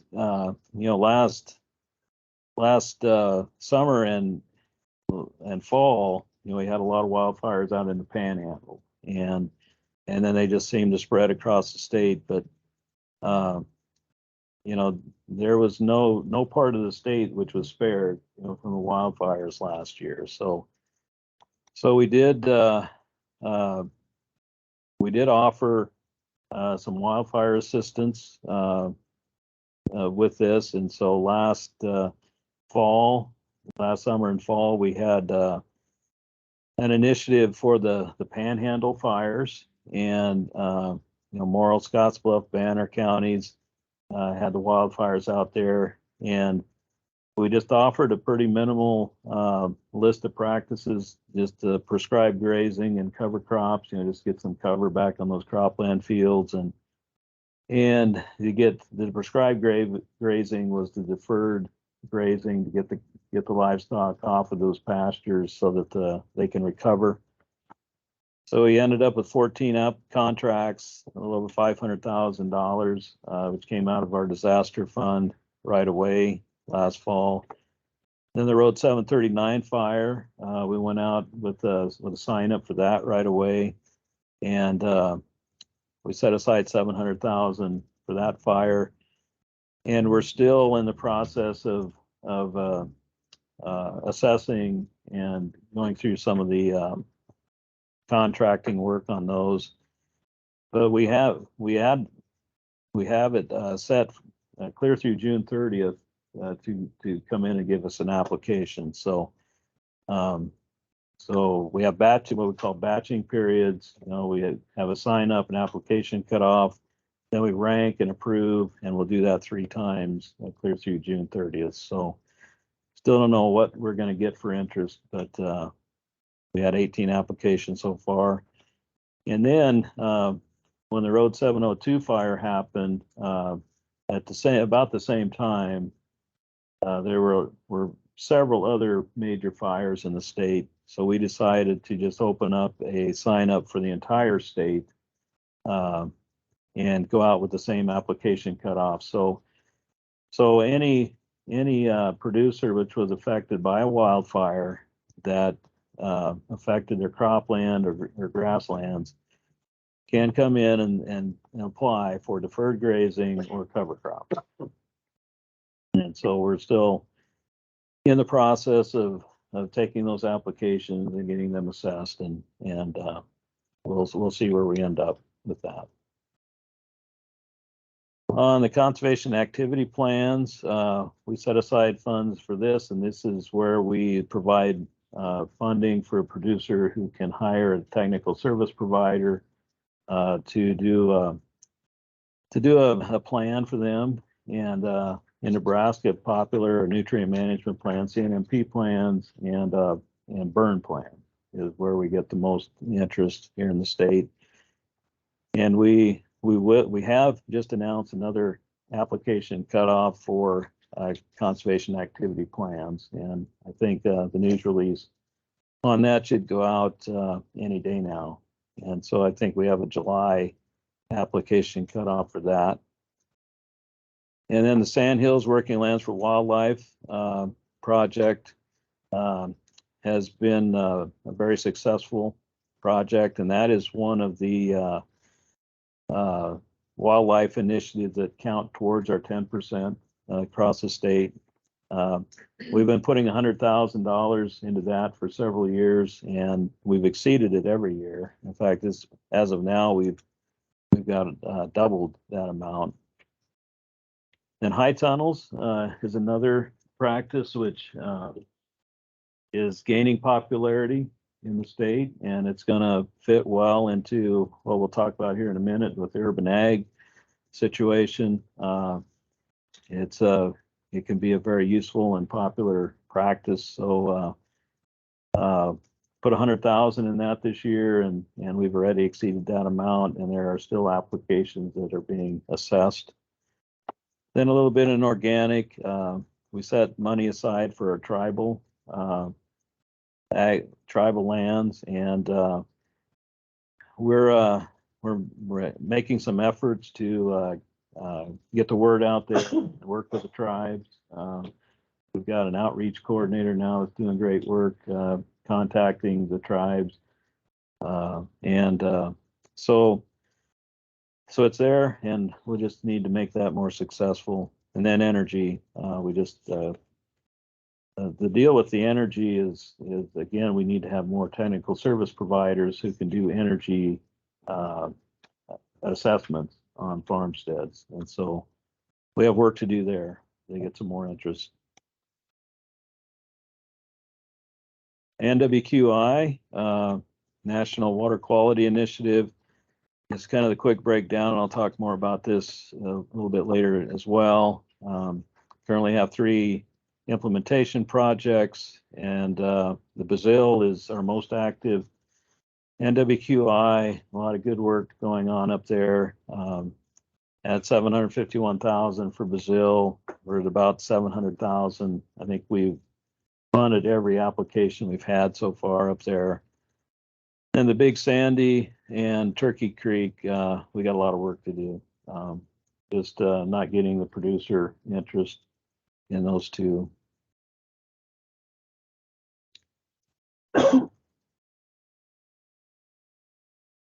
Okay, and so Water Smart, I'll talk a little bit more about this in a little bit too. We have 2 projects.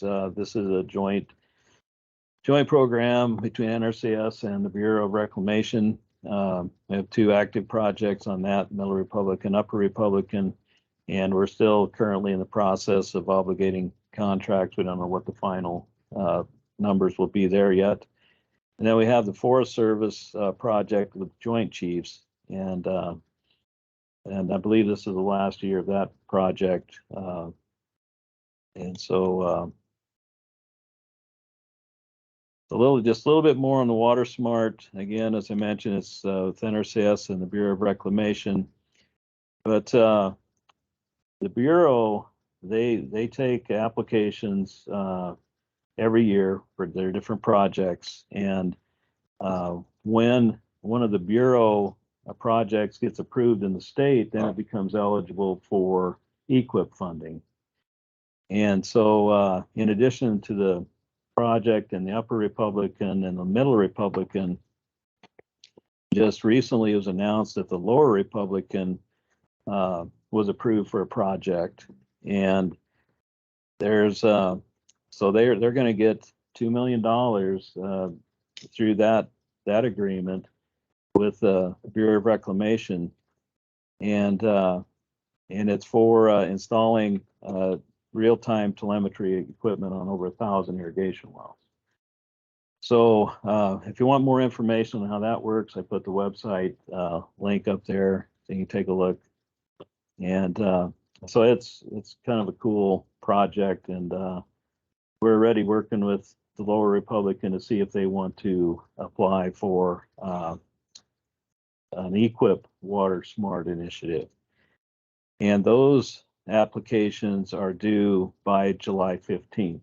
And so we just sent out a notice to the field offices, to our DCs, everyone who has an eligible project with the Bureau in the state, and then they'll be contacting, working back and forth with those project sponsors to see if they want to apply for EQIP. So. And then the Joint Chiefs, as I mentioned, the project is expiring this year up in Pine Ridge, so there might be an opportunity for them to extend it. They're looking into that. But you can see it's basically there to reduce wildfire risk and water quality and improve wildlife habitat is kind of the purpose. And there's also now a RFP out for new proposals, which are due by August 5th. So they could reapply, or there might be other opportunities out there to apply for Joint Chiefs. And this is just the map of the current Joint Chiefs project. So like I said, they could reapply, or there might even be a chance that they could get it extended. Okay, so we'll kind of work through the local work group recommendations and kind of throw them out, and we won't have time to go into a lot of discussion on them, but I want to get these out in front of you. And if you do have comments, send them into us, recommendations and those kind of things. And then the goal is to make some decisions on how we're going to proceed with these recommendations and implement those this summer, and then we'll roll them out, for the new fiscal FY23. So we had a request to take a look at our pumping plant scenario. Some of the there are times when our payment rate far exceeds what it actually costs them to revamp those pumping plants, and so that's true. And so we're going to take a look at that and see if we need to make some adjustments. Several recommendations on the cover crops. One of them was to make it payment eligible for up to 5 years in the NWQI watershed priority areas. So we'll take a look at that. There is currently an opportunity to go up to 5 years in certain situations on cover crops. So we'll look at that.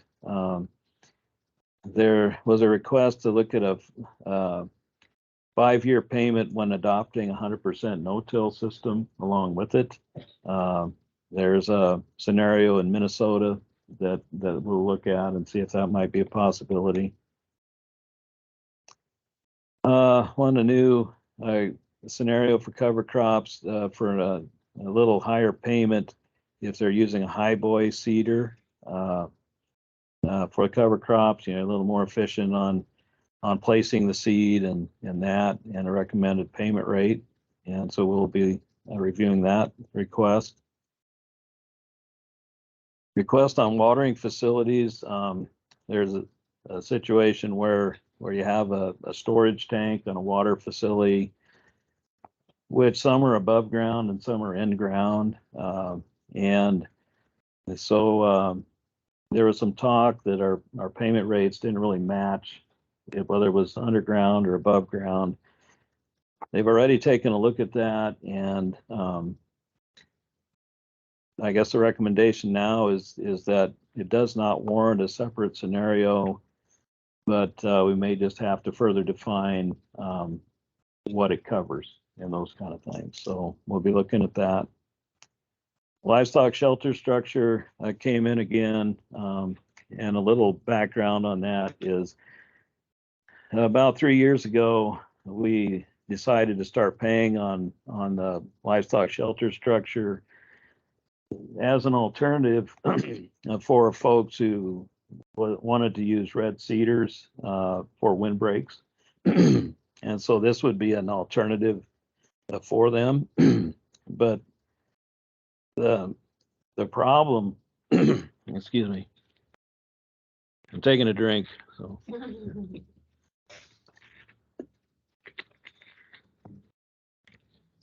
But the challenge we have on the livestock shelter structures is the materials are hard to get to build it according to the design.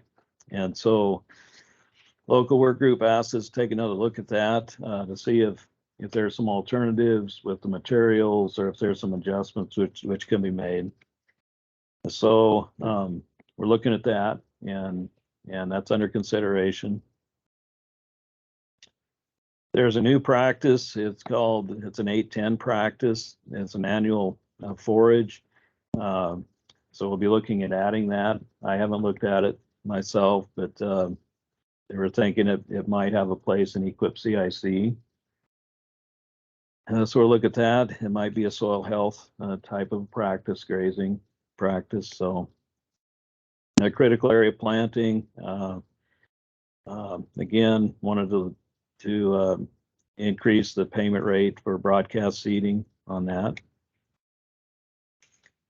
Requests on filter strips and just making some changes to make them a little more useful in terrace situations and that. So we have to look into that. And a lot of times, we have to reach back out to the local work group to get more detail on, what were they looking at and exactly what their intent is. And this is one of those. Then prescribed grazing, there's a couple requests for that, and it really comes down to the deferred grazing payments and the differences in pasture rental rates from the western part of the state to the eastern part of the state. And so we'll take a look at that. You know, I think we may have this covered already. We'll get clarification from the local work group. But last year we did split the state into the western 2/3 and the eastern 1/3 of the state. And we have a high production scenario and a lower production scenario. So we'll get a little more information on what they're wanting there. And another one on livestock deferment.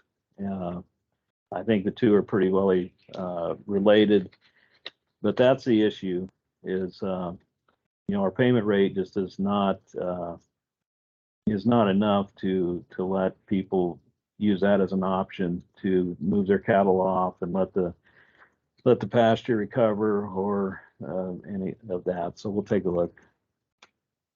Heavy use protection area.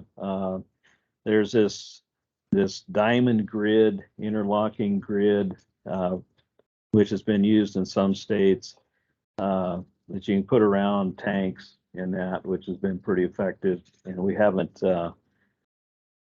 paid on that here, but we'll take a look and see if it's something that we think is useful here in the state. Then water well, this comes up every year. It seems like we have a payment rate for a well that's 100 feet or less, and a well that's over 100 feet. And what we're hearing is that there's no difference in the installation costs, regardless of the depth of the well. And so we're going to take a look at that. And the interesting thing here to me is the recommendation is $14 a foot. And so I don't know if they're saying we're paying too much or not enough. Our payment rate for over 100 feet or greater is about $13.50 a foot, and below up to 100 feet is 21. And so the thing which always kicks up the wells 100 feet or less is the mobilization cost. It's going to cost, there's a cost to just get the equipment there, whether you're drilling a 80-foot well or a 280-foot well. So, but we're going to look into it and see if we make some adjustments. Structure for water control. You know, these are flow meters, and request from the Twin Plat for a type of flow meter that provides real-time water use data. So we'll take a look at that and see if that's something we want to add as an option. And then they want a scenario to retrofit existing flow meters with telemetry. And this is kind of, I think it's similar to what the Lower Republican is going to be doing with their Bureau reclamation grant. So we'll take a look at that and see if that's something we want to add. And then some recommendations on our underground outlets. Take a look at the scenarios. They don't necessarily match up with what some folks would like to see. So we'll take a look at those. Some nutrient management requests. Want to add a scenario for VRI and soybeans. Then there's requests from Middle Niobrara for approval of an NWQI and Long Pine. We already made the decision that moving forward, we're not going to add any NWQI projects in FY23. And primarily because you know, we need to work on the 3 active projects we have. And as I mentioned before, you know, Brazil is very active and getting a lot of good things done up there. We'd like to do more. But then Turkey Creek and the Big Sandy, no applications. this year. So we need to figure out how we're going to move those along and get more interest. Maybe we need to back them off back to a planning phase before we go to implementation phase. But we're going to be doing a lot of planning work on that this year. Then Wahoo Creek is just, we backed off to a planning phase, and we're going to rework the plan for the Wahoo Creek, and then try to move forward again and bring that back to an implementation phase in the future. So working with Halbert and NDE on getting that plan revamped. I think we're making good progress on that. And then we'd like to move forward with going back into the Wahoo Creek. So then request to expand the GPGI area.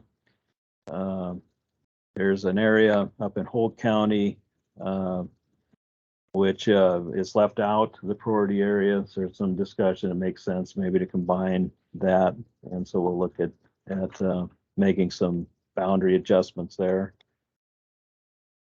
And then the normal requests we got, for increased payment rates, decreased payment rates, and sometimes on the same practice. So we're looking at every one of them to see if it makes sense to make some adjustments, and we'll do that if we need to. Payment caps, the only request we had for payment caps was to reinstate one high tunnel per contract limit. Last year, we only, before 22, we had a limit of just one high tunnel per contract. And this year we took that cap off, and we did have a couple applications where, there was 7 or 8 high tunnels on one application. Now they were all legit good and I think the thought there was, as long as we had funds to fund them all, why wouldn't we? But that does raise some questions, when you see that many high tunnels on one contract. So we'll take a look at that again. And then we always try to get input on when everybody wants to have their application cutoff dates. I mean, it affects a lot of things, this promotion and that. So Connor put together this analysis of how everybody answered that question, where they, when they wanted to have their application cutoffs. And you can see at the end of the day, the application cutoff, mid-November was pretty much the most popular, and the ranking cutoff in late January. So there's always talk about, we need the application cutoff dates earlier. We need to have them later. If you have them later, then you really press everybody to try to get the contracts approved and written. And last year, November 19th was our application cutoff dates for EQIP and CSP. And it was, everybody, the field staff liked it. It was about right. So that's where, so I think we're looking at 23 going back to the mid-November application cutoff date. We're still taking input, but that's kind of where that is. Okay, so now for the main event of the day. So as Rob mentioned earlier, and others, we will be we'll be bringing in an Urban Ag Subcommittee, creating an Urban Ag Subcommittee, and it would be a subcommittee of the State Technical Committee, similar to wildlife subcommittees and our EQIP subcommittees and that. So I'm going to give just a little bit of background on it, and then Carlos is going to follow up with some of the work which has been done already on this. But so just quickly, a little bit of the purpose for the Urban Ag Subcommittee: foster and promote urban agriculture in the state. This was included in the 2018 Farm Bill as something to be supportive and needed to be looked at. The 2018 Farm Bill created the Office of Urban Ag and Innovative Production. And so that's the new office was actually created to focus on urban ag. Urban ag is one of the priorities of the administration, and the state conservationists are encouraged to establish subcommittees and to focus, to get input from stakeholders, to promote urban ag. A little more, the mission is to work department wide, to get this so it isn't just individual agency by agency. Promote urban indoor emerging ag practices, support urban, suburban, urban cluster agriculture. So there's a definite purpose for that. And then to address the needs of the underserved and low-income communities, create more resilient local regional food systems and climate smart ag practices. And then again, recommends the state conservationists to create the subcommittee, which Rob has decided he would do. So some of the responsibilities of the subcommittee. So identify the local urban ag needs, identify barriers, build statewide partnerships of experts, bring in folks with some expertise to make up the membership. See which resource concerns are in the state, the strategies. Evaluate and review the innovations, what's happening with urban ag and that. So, bring in the experts and what can we assist with? Develop recommendations on outreach strategies. Are we reaching the right people? And are we doing a good job at that? And that assess the priorities for urban ag. Maybe we've been missing the point on what they need. And then, as all the subcommittees would advise the state conservationists on policies to improve participation. How do we get folks aware of what we can do for assistance and what practices? We do have practices and payments, for urban ag situations. Support local pilot projects and missions, and then just an additional support and advice to give to the state conservationist. So I guess I'll stop there before we move on to Carlos and see if there's any questions for me before I move on. And I guess in the room or online.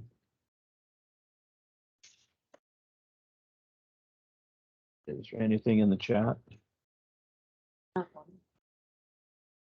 Brad, I have a question. Vincent, is there, what is the guideline for replacement fencing? They steel posts, are they still using wood posts, or are they?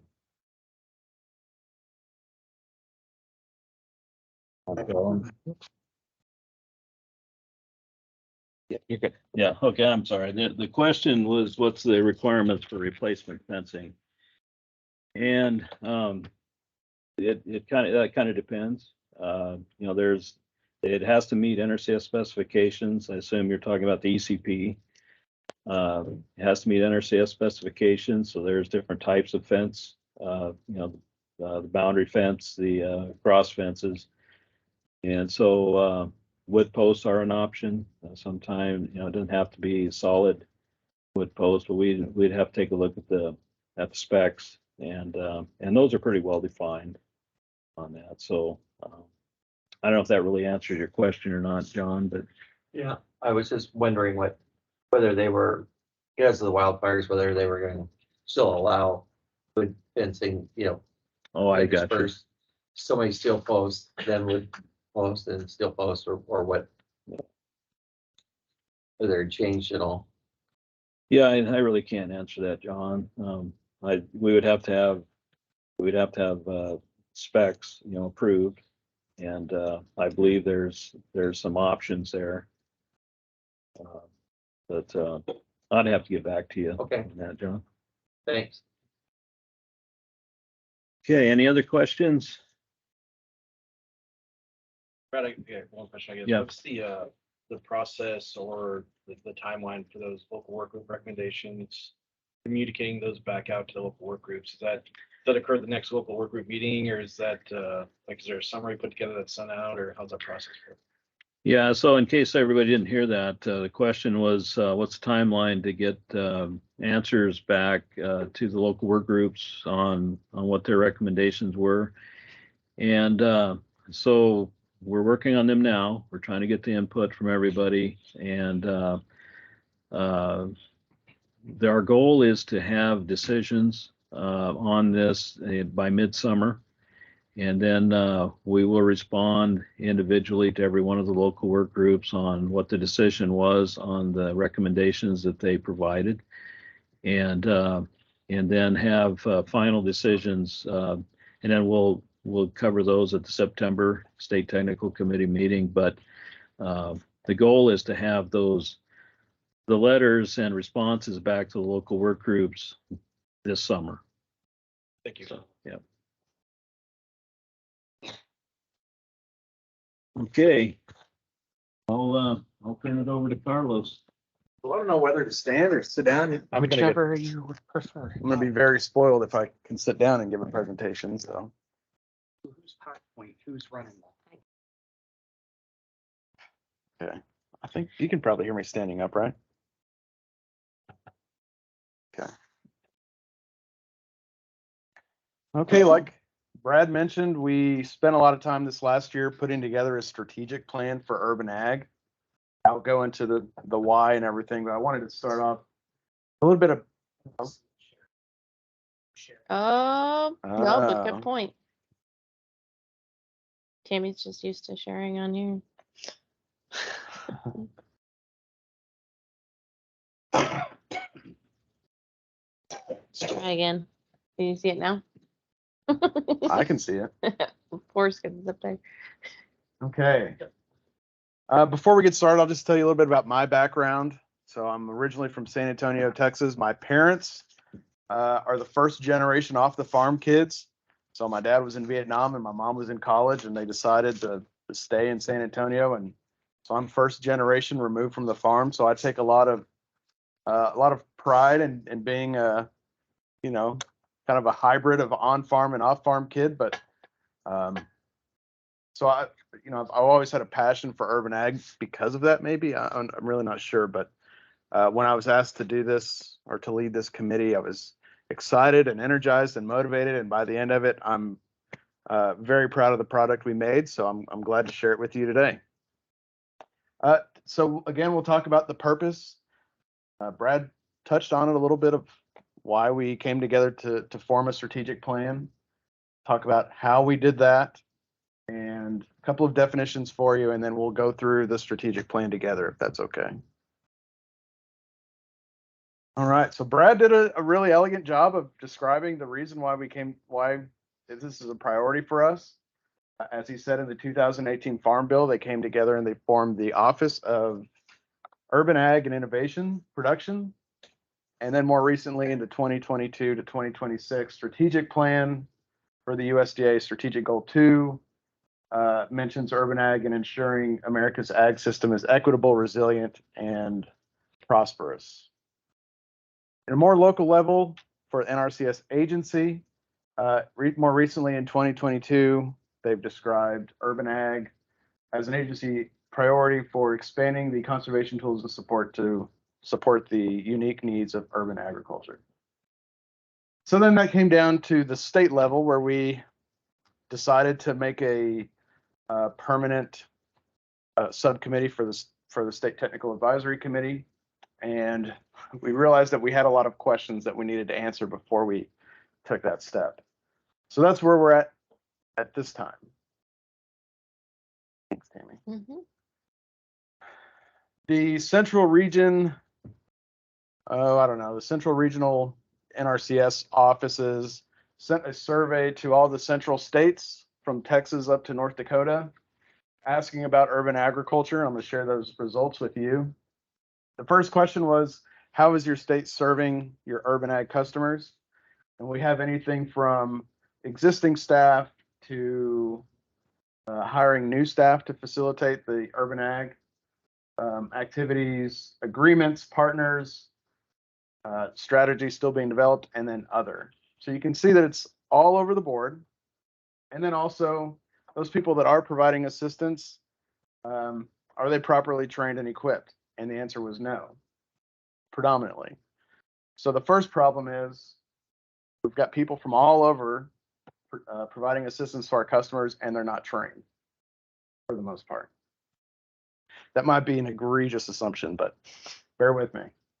And then again, they asked about the top 4 conservation practices that are being requested by urban producers, anywhere from high tunnels, cover crops, residue management, pest management, micro irrigation, soil health practices, and other, meaning pollinator plantings.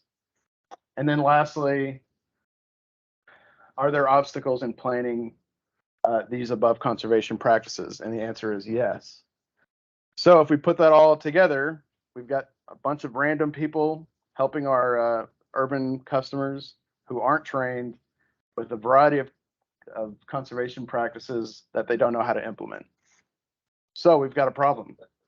And again, I might be going out on a limb or misinterpreting the survey, but bear with me. So the questions that we want to answer at a local level is, how are we providing technical assistance to our urban customers? Can we identify barriers? What is urban agriculture and conservation? And what are the expectations that we have for ourselves, for our partners, from our customers, our constituents? Oh, go back.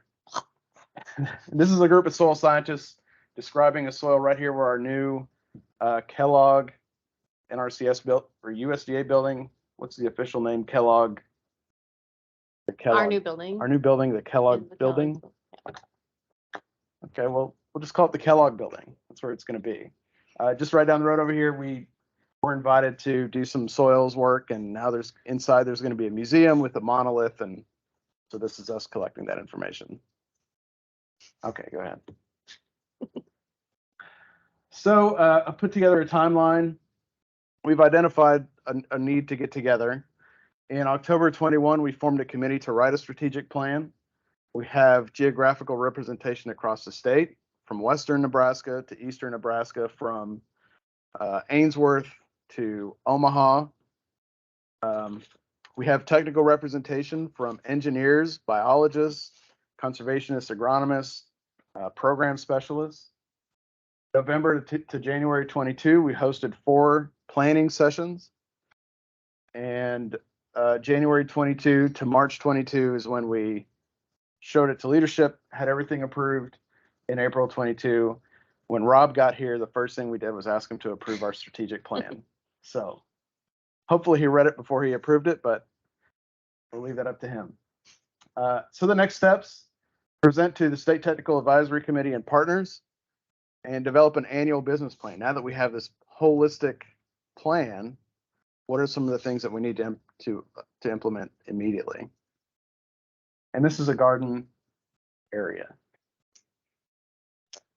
To be more specific, it's like at 40th and like Old Cheney. 40th and Old Cheney. It's one of the people's Yeah. gardens. People's gardens. Yeah. Okay, so let's go ahead and start talking about the plan. What's that?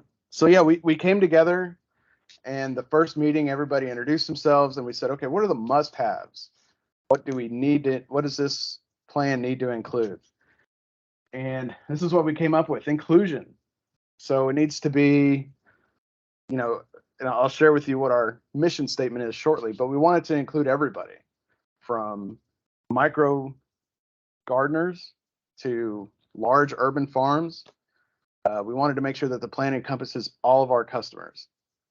Science-based, we're not the natural resources trial and error service. We're we take a lot of pride in the science-based nature of our conservation systems and our standards and specs. So we wanted to make sure that we include technical science-based assistance. Multicultural, again, we've got a lot of diversity in most of our urban areas. So it was important for us to have an understanding and include those types of activities or those types of prospects in our strategic plan. And then service, we want it to be really heavy on service. We don't want customers leaving without feeling like they got what they were asking for. Interdisciplinary, like I said, we included engineering practices, agronomy, soil health. So we wanted to make sure that that was represented in our strategic plan. And here's our mission statement: growing conservation opportunities for every Nebraskan. So that's the mission statement that we came up with as a group.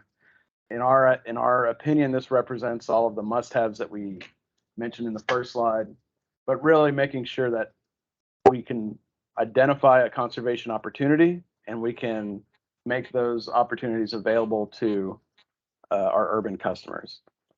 But I still haven't. Sure. I was gonna say, do you want me to go on? Okay. Yeah. So the big question still was, what is urban ag? I've got very general statements here, so bear with me. Cultivation, processing, and direct-to-consumer purchasing of ag commodities within a short range of cities, towns, and villages. What is a short range?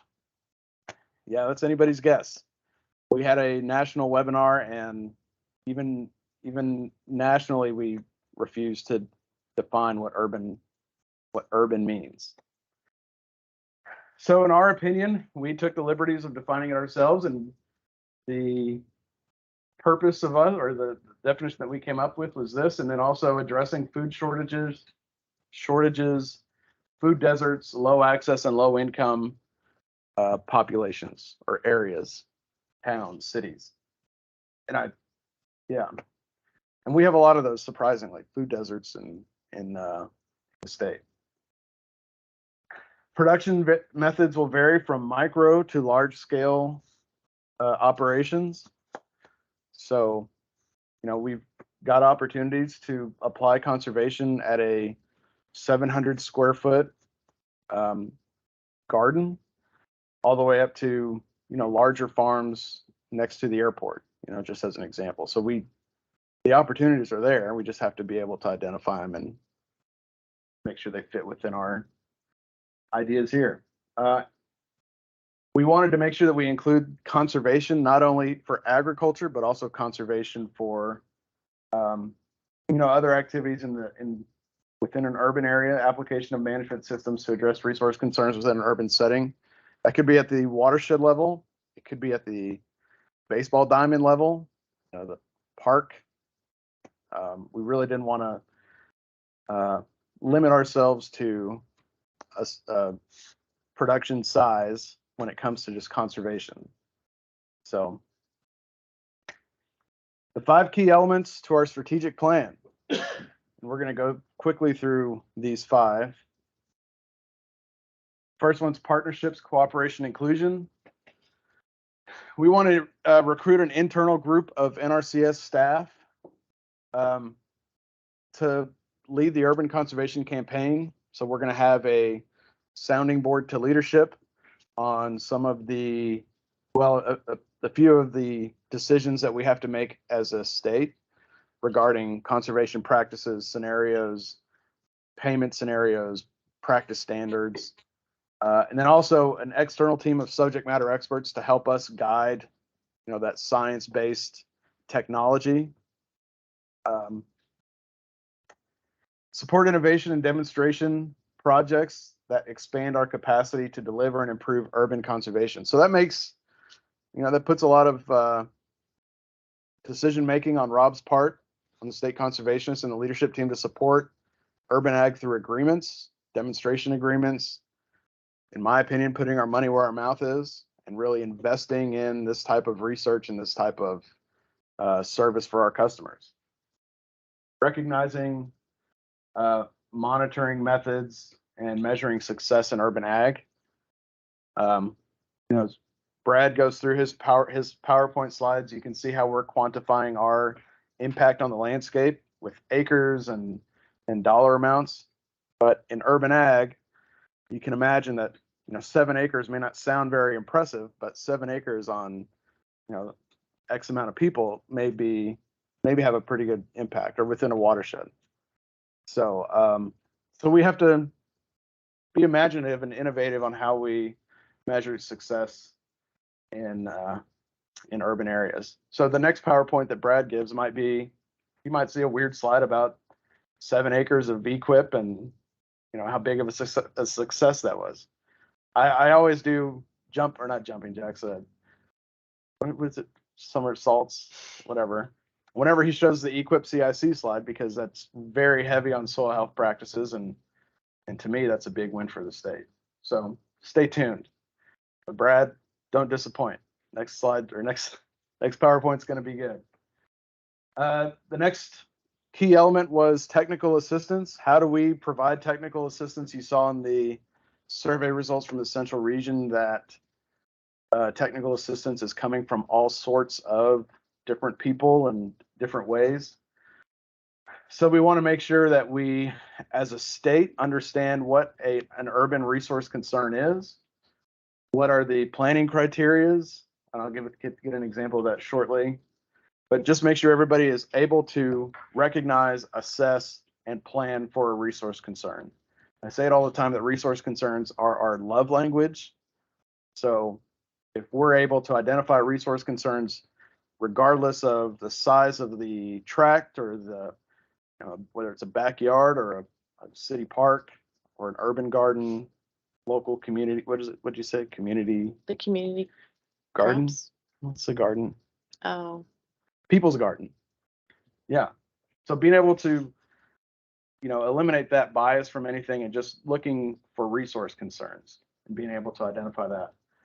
Improve availability and access of resources for technical assistance.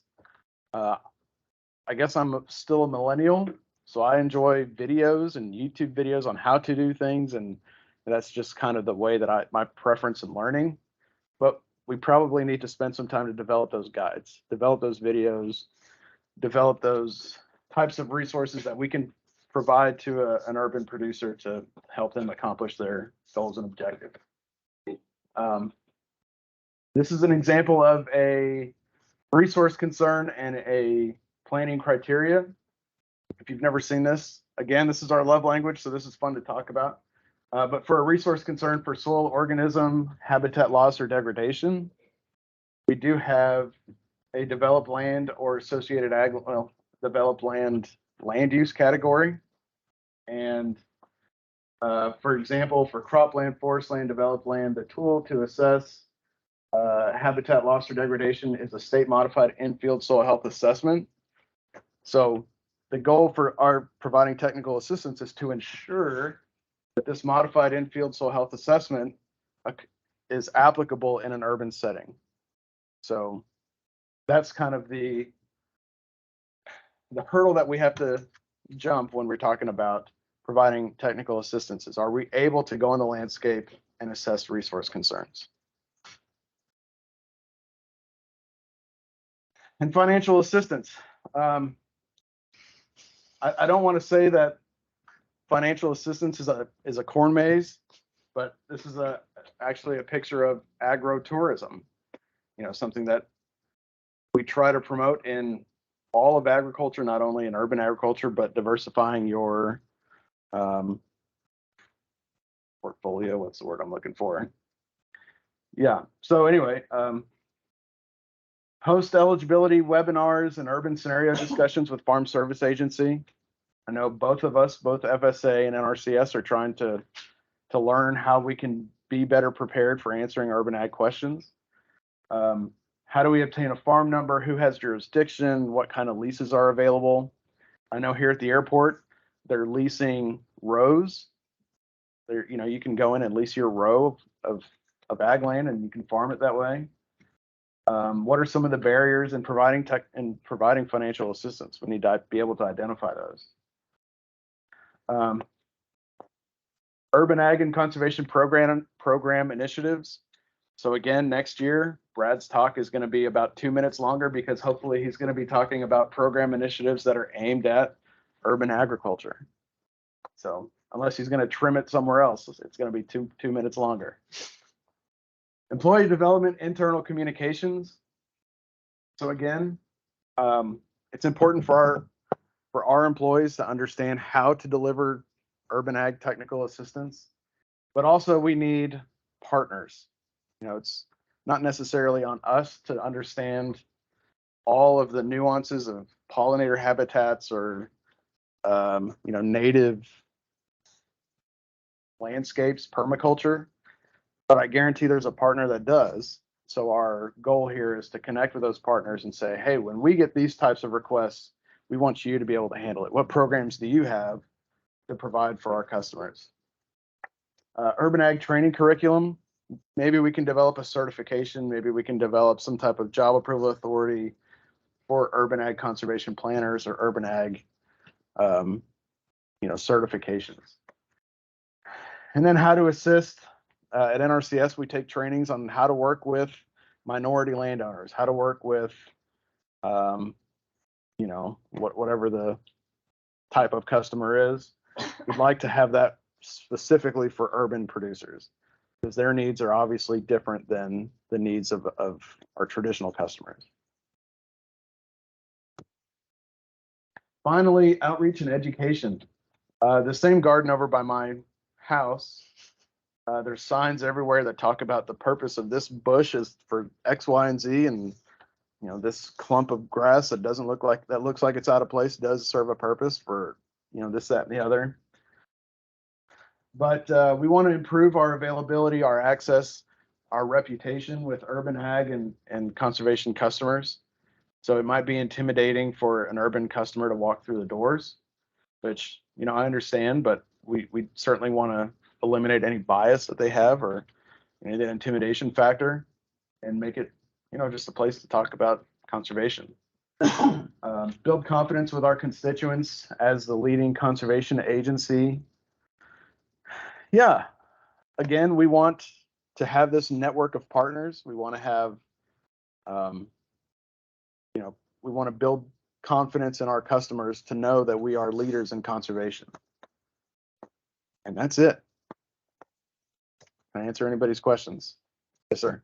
I'm just trying to get my head wrapped around like you are. What is the definition of urban agriculture? So, I mean, right now my bubble says, okay, it's any size urban area from 300,000 in Lincoln to 700 people out in western Nebraska, somewhere in a town. Number one.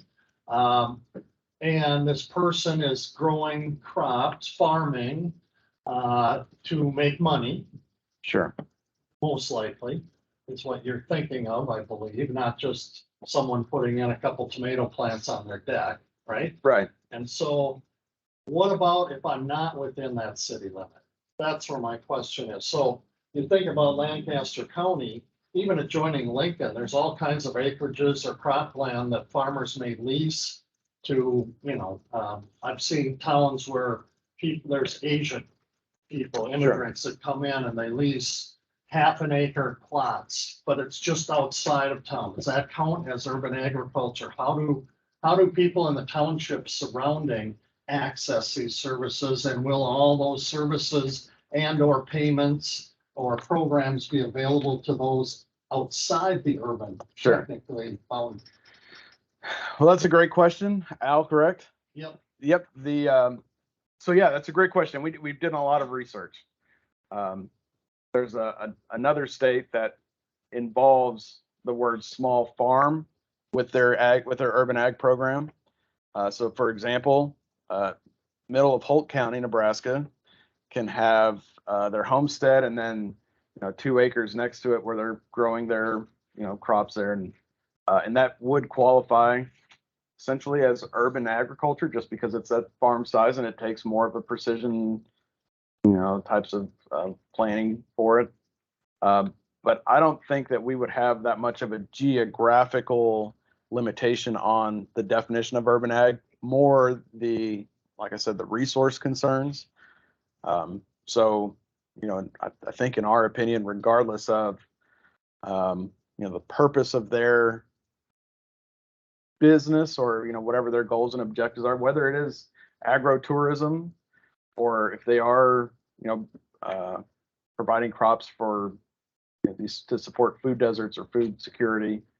Our goal is to just address the resource concerns and help them meet their goals and objectives. So, Brad, how did I do on that? Am I completely out of line?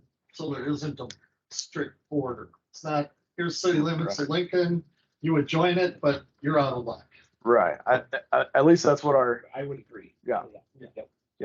I mean, we clearly serve the farmers in Lancaster County, but how do we serve the small independent growers that may be around the county that sell into Lincoln or other towns, into those urban deserts, into our farmers markets, et cetera. Yeah. And they're gonna need just as much assistance if they're developing something as someone that, has half an acre by the airport. Sure.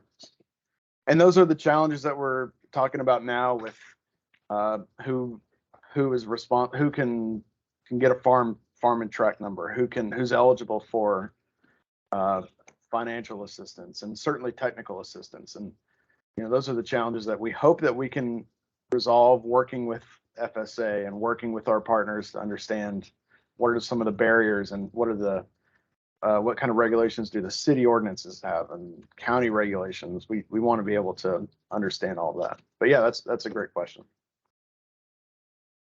Yes, ma'am. So when you're talking about, you had a photo up there of like an urban garden. So when you're talking about individual, I guess not landowners, but urban farmers, would it be like a structure where whoever's organizing the garden at large is applying for funding, or like each individual farmer? Sure. Or are you probably still figuring that out? Well, I know what my philosophy is, but I'll let Brad answer that. Yeah, that's a great question. So to be eligible for the federal funding and the EQIP, they have to be a producer, signed up at FSA. They have to have a farm number and a tract number. So whoever that is, I mean, it could be whoever's got control of that area is the person who would be signing up. Similar to regular ag producers. Somebody's got to be the operator in that. But basically, it's anybody who is established in farm service agency and has a farm and tract number, and they have control of that area for the length of the contract is eligible. That's how they would be eligible. Just to follow up, that's cute. I'm learning stuff today, Brad. So literally, if John Hanson has a lot next door to him that's empty that he owns, he can walk into the FSA office here in town and say, I want a farm tract number for that lot. And they'll issue them. Right. Yep. Really? Yep. Huh. How about that? Like if I want to go in tomorrow at that same setup for my lot next to that I could have a farm number. Or, I mean, how do I guess I don't understand how. Yeah, so it has to be eligible land. I mean, eligible meaning it has to be capable of producing a crop.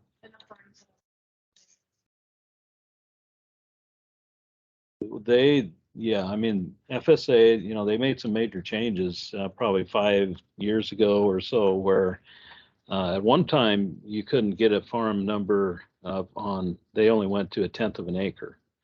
Okay. Well, now their software is able to go to 100th of an acre. And so now they're able to set up a farm number. But yes, it's the same process. So if you have an area which is capable of producing a crop, and we're talking about some very small areas out there. But yeah, so you have to be, you have to go into FSA, you have to be a producer, you have to go through the eligibility paperwork just like everybody does, and then obtain a farm number and a tract number, and then you're eligible for an EQIP contract, for example. Yeah, John? Well, so I have a bunch of these kinds of folks in my organization who are involved in permaculture and direct marketing and specialty crops, and and some of these operations are, as Al talked about, on the outside of the city limits, but they're very small, what we think about in terms of acres, but they're pretty good sized financial operations in terms of the volume of sales that they have and the total amount of production they have.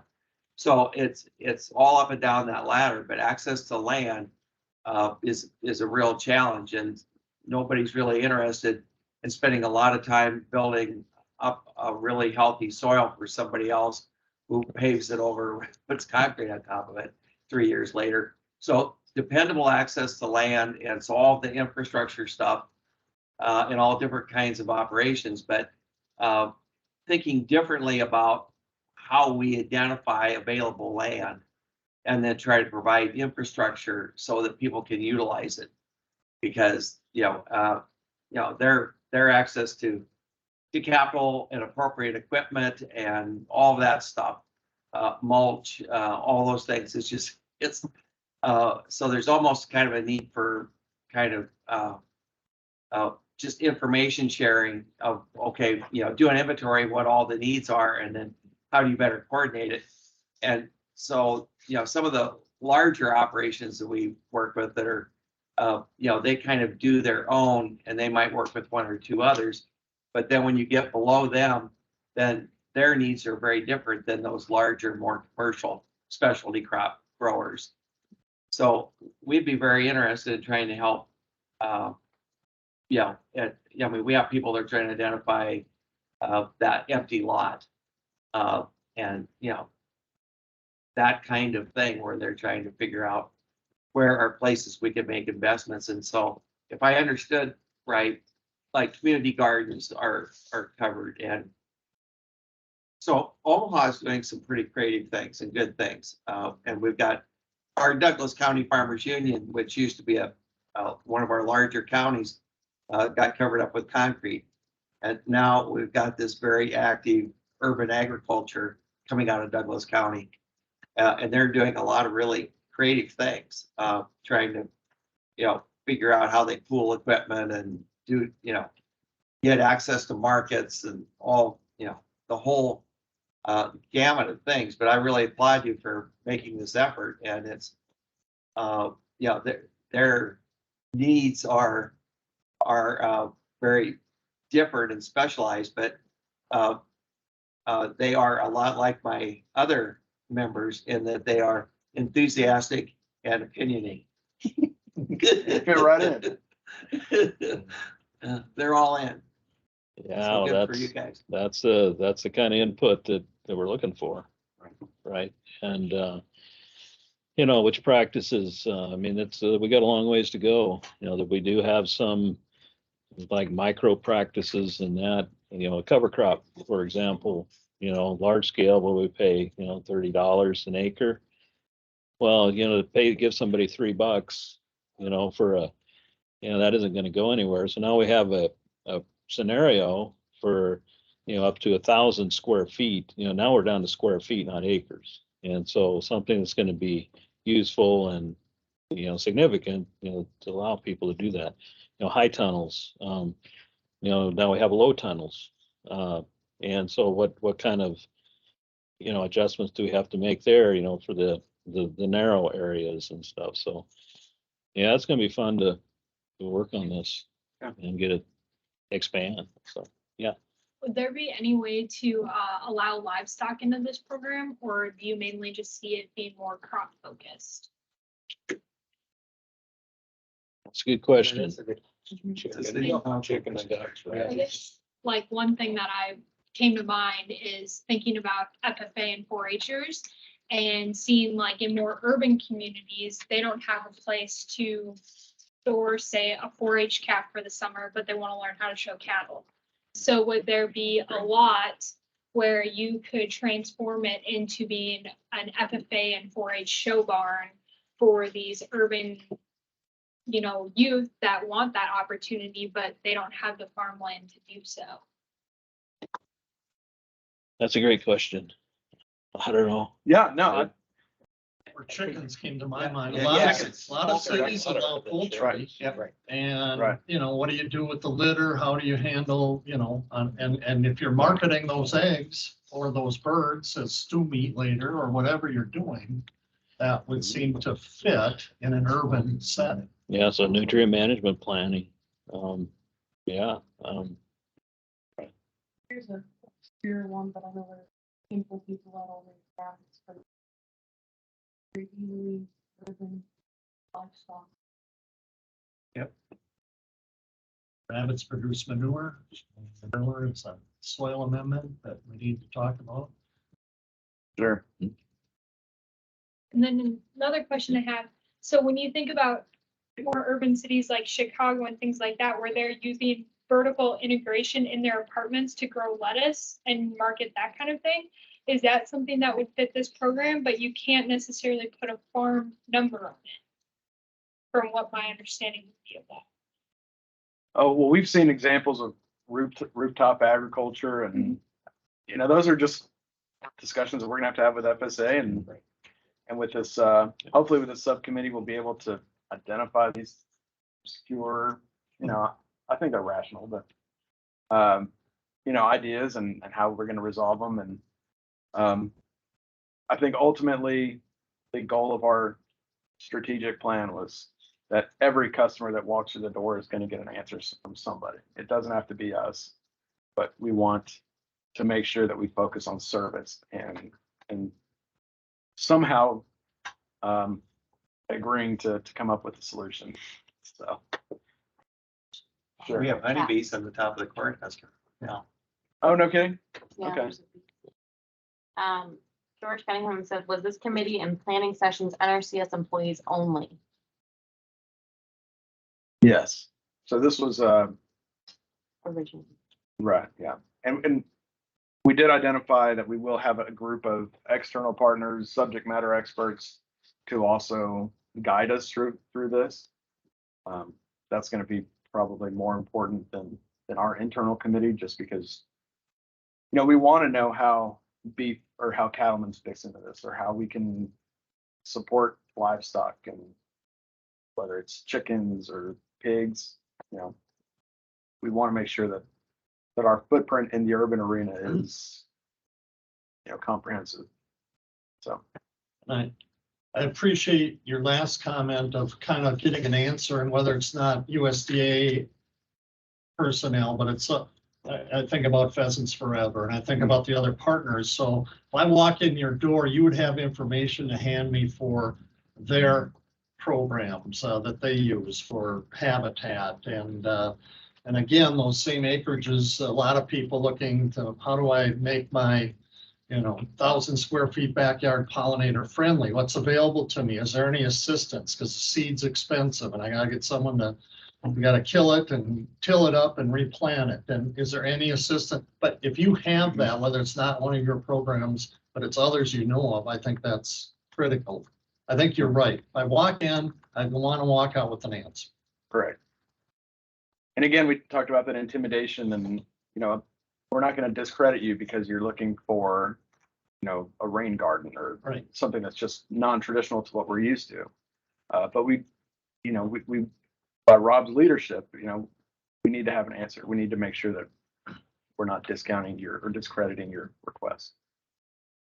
My suggestion would be is to try to, you know, survey kind of the nature of the folks who are already doing this, who have already gone to the school of hard knocks. Sure. And figured out what it is that they actually need to be successful and kind of what the challenges are, because they're people that have been at this for some time who have a lot of expertise that are, you know, and you've got everybody from trying to make a living to folks trying to help low income people be more self-sufficient and grow more of their own food. So you've got the whole gamut of producers and why they're involved. Sure. Well, I want to follow up on George's question.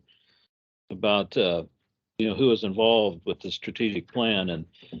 And so the next steps is, so we did this strategic plan, and that was internal to kind of get structured there. But for sure, we are asking for people to be on the subcommittee. We have some folks in mind, that we'll reach out to be on the subcommittee. But we want recommendations. If any of you want to be on the subcommittee, obviously, at some point we're gonna have to limit the size.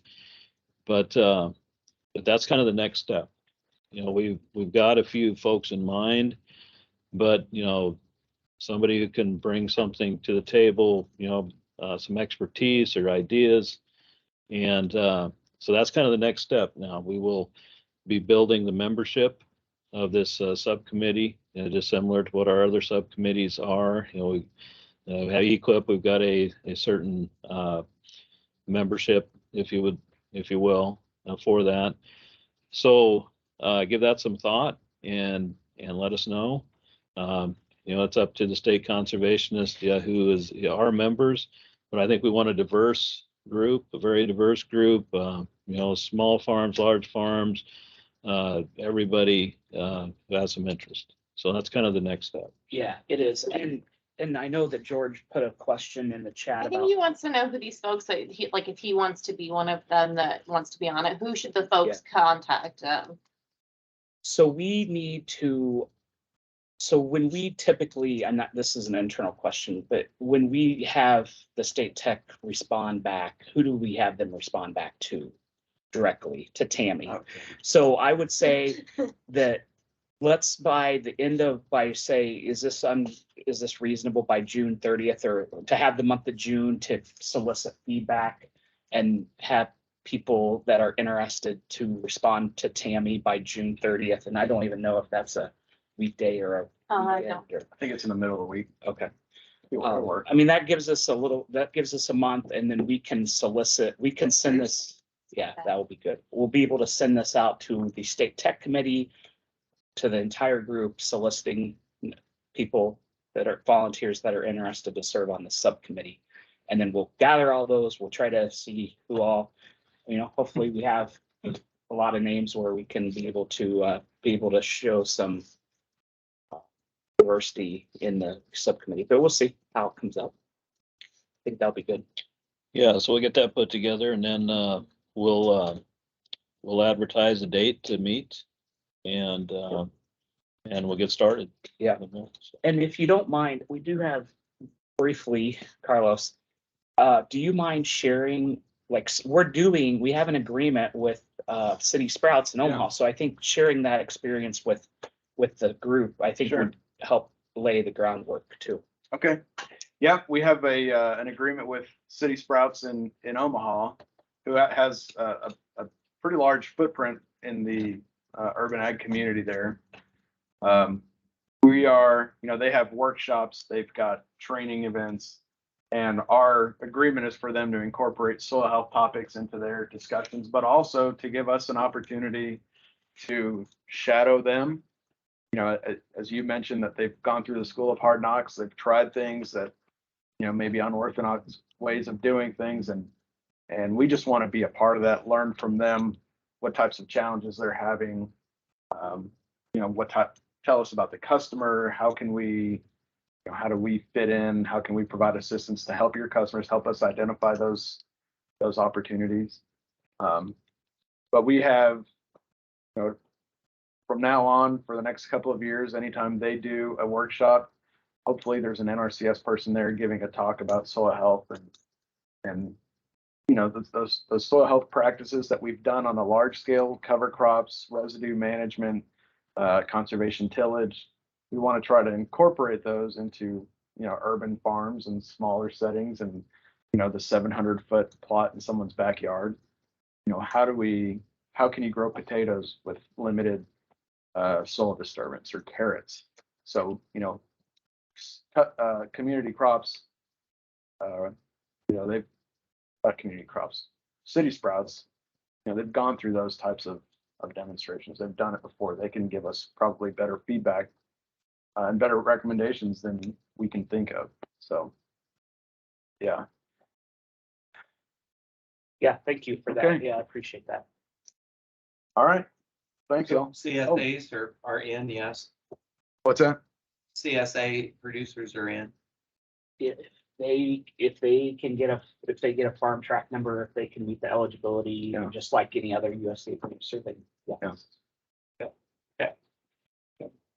And I don't know what the possibility is with some type of RCPP program with the city, because the city manages all this land and then they sublet or they lease to, to producers. So, and we're trying to be creative, and that's the fun of being involved with it. So as long as Brad will let me be involved, then yeah, I'm all set.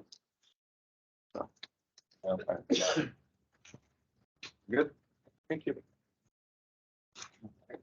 Okay, well, good discussion. Yeah, and then we'll have more to come, and I think the goal is to have the Urban Ag Subcommittee meet this summer sometime and get started. So thanks for all of that. Okay, up next, Tatiana is going to talk about some source water issues for us. So go ahead and take it away if you would. Is it possible for me to sit at a computer? You Okay. may very much sit at this computer once I get it brought up for you. I was thinking I could just flip it around so I can see you guys. I tried to do animations in my PowerPoint, which may have been way above my actual technical skills. It's riskier. I know. Are just It's a bold move. fine. There's the mic for the Okay. people viewing. Let's see if I can do this without too many. Nope, go backwards. Already on slide 2, and you don't want to go that far. Spoil it. I know. Darn it. All right, here's what we're gonna do. Untuck this. Flip it around like kind of that direction. You need to pull them. They got room. You just gotta give it. Yeah, that's hers. Let me plug you back in so you have battery, and then you should be good to go, I hope. What do you think? Are you still good? Yeah. Oh, I guess you can't see the. I'm already Mouse. on, no, not on there. You can see it on there because I've already started sharing. So the red squares around, so I know I'm still sharing. Okay. If Right? I unshare and share, will I be able to see my little cursor? So if I'm pointing things out. We don't want to risk it. That's fine. Probably not. Sorry. I think we do have a pointer right there. It's a pointer if you want to use it. Okay. I'll just use words. I can do that. Are you sure? Otherwise I can point to it, or I can get the pointer. All right. Thanks. Hi, everybody. Thank you so much for the time today. I'm really excited to chat with you a little bit about what my programs are at the state, and I'm hoping that this can be an open discussion about how we can collaborate, how my programs can serve and support what your work is revolving around, and how we can move forward together. So like Brad said, my name is Tatiana Davila. I am a hydrogeologist over at the Nebraska Department of Environment and Energy, and I coordinate 2 programs for the state. So a brief outline of what I'm going to talk about today, just a little overview of what source water protection and wellhead protection are. Those are the programs that I coordinate. Planning, I know everyone in this room and on the call is familiar with plans, so I'll talk a little bit about how we get conservation on the ground for drinking water protection. A little bit about the 2018 Farm Bill Source Water Protection Initiative, which Brad already kind of gave a highlight of and an update of. An overview of nitrates in Nebraska, which I'm guaranteeing most of you are familiar with, and then some interesting data from one of the NRDs, a look at human health and nitrates, and then opportunities for collaboration. So for anyone who doesn't know me, I see a lot of faces I recognize on the call and in the room, which is great. My name's Tatiana. I originally am from Eagle, Nebraska, so just outside town here. I went to UNL for geology, and that's where I got my Bachelor's of Science. When I graduated there, I headed out to Denver, where I worked in oil and gas for a few years. And then I also was in consulting in the Front Range in petroleum remediation for a couple more years. And then my passion has always been in water. So when this job came available at DEE, I knew that I had to come back to work in water in arguably one of like the best states to be in water resources. So I'm also pursuing my master's degree right now in hydrological sciences, looking at kind of the interface of groundwater modeling and stakeholder engagement. So like I said, at the agency, I coordinate two voluntary programs. So the first is the Source Water Protection Program. This is a small grants program. So basically we provide funding for small communities, public water systems that serve under 10,000 customers or fewer. And as you know, that is a large majority of the state of Nebraska. So these projects include things like doing hydrogeologic assessments, things like well abandonment, a lot of outreach and education. And then they can develop plans under these grants as well if they want to do like a wellhead protection plan or source water or a drinking water protection plan. So these are 2-year grants. And then the other program is the Wellhead Protection Program. So this program basically was enacted in '98. Legislation enabled us to set up a process for public water systems to use if they want to choose to develop and implement a wellhead protection plan. So like I said, this is completely voluntary. So communities do not need to develop a wellhead protection plan, but they most definitely can. I think of the near 600 systems across the state, we have about 125 plans developed. So this doesn't provide any type of regulatory authority, just the Wellhead Protection Program in itself, but communities can enlist controls by doing ordinances to enact protection within that area, but that is their choice. So I just want to talk a little bit about what the elements of a wellhead protection map are. I know a lot of you are familiar with wellhead protection already, and I just want to talk a little bit about how we develop these maps and kind of what goes into it. So at the agency, a lot of times I will run a groundwater model to delineate the time of travel paths for a community's wells. So that basically is telling us these tails that you see that are multicolored. If a hypothetical contaminant enters the aquifer at any given point along those tails, how long is it going to take to reach their wellhead? So the different colors denote the different time stamps. So the purple is a 50 to 20 year time, and then red 20 to 10, and then so on up to 2 and 1 years. So this helps a community identify where their water is coming from in the subsurface, and then also what is the area on the surface that we should protect. So once I run the model and look at the data, I utilize this to basically draw a preliminary boundary. And so the boundary is that red area all around the wells. And I take it to the community, and then we work together to decide what area they want to adopt as their wellhead protection area. So I am only a technical advisor for the community, and I basically am letting them know, here's the science, this is what I recommend. But at the end of the day, it's completely their decision as to what areas they want to improve for their area. Okay, so if a community does want to go ahead and develop a wellhead protection plan, there are 5 steps that they must go through to do that, and then we'll adopt it at the state level. So the first is to delineate the wellhead protection area, and that is the process that I just showed you. So they will all run a model for them, or maybe they'll contract with a consultant to do a mod flow model as well. We do a potential contaminant source inventory. So this is looking at anything that could potentially impact their drinking water within that wellhead protection area. And so DEE has a database that includes all of the regulated facilities across the state. So they'll use that to look at the facilities and see if there's any ongoing groundwater modeling or monitoring that they need to take into account. And then also a lot of times the consultants will go and do a windshield assessment. So they'll literally drive through the community and point out and look at what contaminants are in the community. And then we look at how to manage those contaminants. So a major one that we do is if there are improperly abandoned wells within the community, community members and leaders will help us identify those. and then we can go in and abandon them. We do emergency and contingency planning. So if a community well is impacted by something like flooding, like the 2019 floods, how are they going to provide water for their community if they have to shut down a well?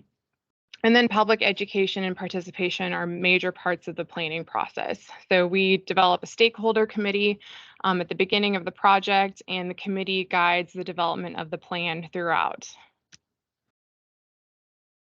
So something that's a little bit new and exciting for us are the development of these drinking water protection management plans. And basically what these plans do is, well, they do a lot of things, but I guess the most probably exciting part of this plan is that Nebraska is the only state in the nation that's developing something like this right now. And just as an aside, I'll be heading to Salt Lake City in a couple weeks to talk at the Groundwater Protection Council's National Annual Forum, where I'm going to be showcasing how we develop these plans, because I'm on a number of source water protection calls and committees that are nationwide, and other states want to know how we're implementing this in our state. So that's something that's really exciting and we can be proud of. But what the plans do is basically they meet the same criteria as EPA's alternative or EPA's 9-element watershed plan. So these 9-element watershed plans were basically, they're funded under the Clean Water Act. And so if we go back in history to the 70s when the Clean Water Act came to be and EPA came to be, this was specifically designed to address surface water. So things like, you know, the fire on the Cuyahoga River, people could see it, there was immediate public outrage. So the EPA was established, and then the Clean Water Act and then the Safe Drinking Water Act closely followed. And this was to address pollution in surface water. So obviously, since we are a state that primarily drinks groundwater, we wanted to be able to figure out how do we utilize funding and conservation that is supported under the non-point source pollution program, but for groundwater. And that hadn't been done yet. So over the past 5 years, we've been working collectively with EPA and modelers and consultants and other agencies to figure out how do we actually quantify specifically nitrate load reductions in groundwater. And as you can imagine, it's been tricky, but we have a framework. So what we do is we model a 50-year time of travel based on the numerical groundwater modeling. We implement community-based planning process, much like the stakeholder involvement from the wellhead protection plans. We have a strong implementable I&E program that goes along with that. And then these plans also are able to double as a wellhead protection plan as well. So it's kind of a 2-in-1 plan. So these plans are so critical because they have so much more in them in terms of guiding a community through what they actually need to do to address a certain goal. So identifying the cause of the impairment would be, for example, like nitrate in groundwater, and then their goal has to be quantifiable. So for example, we want to reduce nitrate in groundwater by like 50%, or maybe like 5 parts per million or something like that. We have to show how implementing specific BMPs is actually going to reduce that concentration in the subsurface. And then we have to develop a schedule and milestones to guide the whole implementation. So if we want to put 500 acres to cover crop, how much is that going to reduce leaching? How are we going to monitor it? And then how are we going to show the success? So it's been a heavy lift, as you can imagine. So here are some of the successes and some of the things that will come from the plan. And I guess another plug in here that I want to put is that in addition to the long-term implementation of practices and conservation on the ground, folks who are in communities, so the community of Springfield, for example, has a plan that has been recently approved by EPA. So they are interested in coming in for practices right now. And the grant period for those projects are 3 years, upwards of $300,000 per grant. So that's a lot more money than I can supply in any of my source water grants. So it really leverages the non-point source pollution program for them. And after Carlos's talk, this is really exciting too. So one thing that we can do under these plans is we can also provide cost share for urban conservation. So in places where maybe folks are doing urban conservation under NRCS programs, we could also STAC cost share and support with some of these planning conservation practices that we put into the plan. So right now, for example, Springfield is looking at including rain gardens and some others in their first project implementation plan. Okay, so anybody who deals with plans knows that there are limitations regardless of how much blood, sweat, and tears went into it from all of the collaborators. So the limitations of these plans specifically are that wellhead protection plans are only a snapshot of a system. So they're really designed so that somebody like a new city council member or someone from the public could just pick up the plan, understand their water system, and it's very readable, right? Many of the wellhead protection areas are outside of a community's corporate limits or their ETJ, their extraterritorial jurisdiction. So here is a map of Marquette, and you can see the community is right in the middle there. And then you see their wellhead protection area goes way up to the northeast there. And so that is very typical of most wellhead protection areas across the state. And for a lot of communities, their wells aren't even in their community, right? Beatrice's well field is like 6 miles out of town. So when they're developing controls and saying we want to protect the source, there's only so much they can do, which is why we rely so heavily on voluntary practices and partnering with landowners and developing those relationships with folks out in the greater wellhead protection area. So as many of you are aware, small communities often lack resources and the expert knowledge to promote these BMPs or incentive programs. I know I'm preaching to the choir here on this. And a lot of people don't know what resources are actually available through these plans. So I am in a lot of public meetings where folks are asking me, well, what can I qualify for? And that's where I'm hoping we can partner more on these and identify the opportunities. So Brad talked a little bit about the 2018 Farm Bill and the development of the Source Water Protection Initiative, so I won't belabor this too much. I'll talk a little bit about how we develop these source water protection areas, like the priority areas. So this is kind of funny. I came to DE in August of 2019, and this was like the first meeting that I ever came to, and I had no idea what was going on, because this meeting was where we came together with the subcommittee and NRCS, and we were trying to prioritize this funding, and there were so many acronyms, and I didn't know what was happening. But we had some really great collaboration, and what came out of it was this awesome map that we have for the priority areas. So the wellhead protection areas are all the red polygons across the state. Those are the highest priority areas for the 10% set aside cost share. And then also the NRD groundwater management areas. These orange ones are areas that are in phase 2, and then there's those little hashtag ones that are quantity specific management areas. Those are medium priority areas. So I stole this graphic from Britt Weiser, who gave a presentation with me a couple years ago, and this is where NRCS looked at what the land use was within the wellhead protection areas. And so as you can see, we've got beans and corn are the majority of it, and then we've got grass and pasture and another large portion of it. So like I mentioned before, major overlap here where I think we can really collaborate on amplifying one another's work. And one of my big questions for you is, as you're listening to this presentation and you're thinking about what you do on a day-to-day basis, I really want to know how my program, specifically wellhead protection and source water protection, but also 319, can support your work. Okay, so this is just an overview of the 2020 cost share applications. So I know I'm behind on the updates here, but ultimately we had 186 producers applied for the program, funded 50 applications in 36 counties, $2.3 million on over 8,000 acres. So in short, it was really great just coming out of the gates.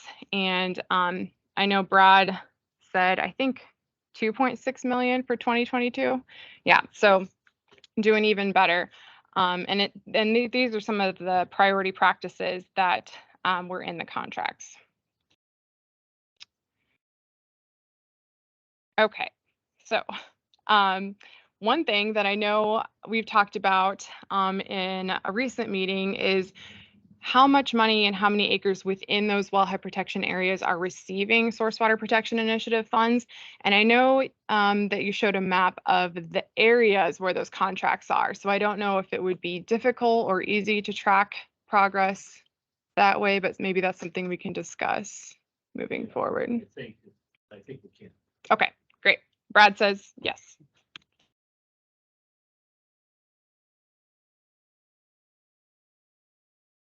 Have prioritized basically under the Source Water Protection Initiative. And so one thing that I want to highlight here to kind of bring it back full circle is in the development of the drinking water protection management plans that we're helping communities write, these are the priority practices that we are putting into those plans specifically. So these practices are at the top of the list for water quality. And this is another opportunity where we could partner by superimposing cost shares or, working together in other ways to get more conservation on the ground. Okay, so I'm sure that nitrate in Nebraska is not a new topic for anyone on this call or in this room. I do just want to briefly gloss over just to kind of set the stage for some of the work that I'm doing with a lot of partners across the state. So this image is from our agrochemical clearinghouse database. So this is basically water quality data that is submitted and assessed and QC'd and then put into our database. And this is sampling from a multitude of different sources. So this includes irrigation wells, domestic wells, monitoring wells, and public water system wells that have been sampled by the NRDs, USGS, a lot of different entities. So it's a wealth of information, and this is also available to the general public. So if you go to this website, clearinghouse.nebraska.gov, you can search on over 250 different analytes across the state. So whatever contaminant you're interested in, you can pull up the information. It'll take you to the well registration link through DNR. So there's a lot of cool stuff you can do with that. So I just want to show, the broad scale nitrate concentration across the state. You can see within the Platte River Valley there, and then up in the Elkhorn, the Brazil area. These are areas, as many of you know, we have sandy soils, we have shallow water table, and we're seeing higher nitrates in these areas, highly irrigated. So recently, I gave an internal presentation with my colleague, Jennifer Swanson, who is our NARD liaison, and she presented some of this information from the Lower Niobrara NRD that I thought was really interesting. And I've seen this talk before, and I just wanted to include it here because I think it really paints a picture of what's going on in a lot of districts across the state. So for every NRD, has their different phase triggers and different requirements for producers within those phase areas. So what the NRD basically did with the online forms that the producers are required to submit in phase 2 was they gathered all of that information and then they assessed it to kind of see what was going on in the district in terms of nitrate application. So this graph is basically showing the recommended nitrate and then the applied amount, the expected yield, and the actual yield for a variety of different cropping systems. And ultimately, if you look at the numbers, what we're seeing is that, over application, with over application, we're not getting the bang for the buck that we would expect. So this is just a different way of looking at that data. And ultimately what we're seeing is that there's just this point of diminishing returns, right? Where we have folks under applying 85 to 51 pounds of nitrate beneath, and that's beneath the UNL recommendation.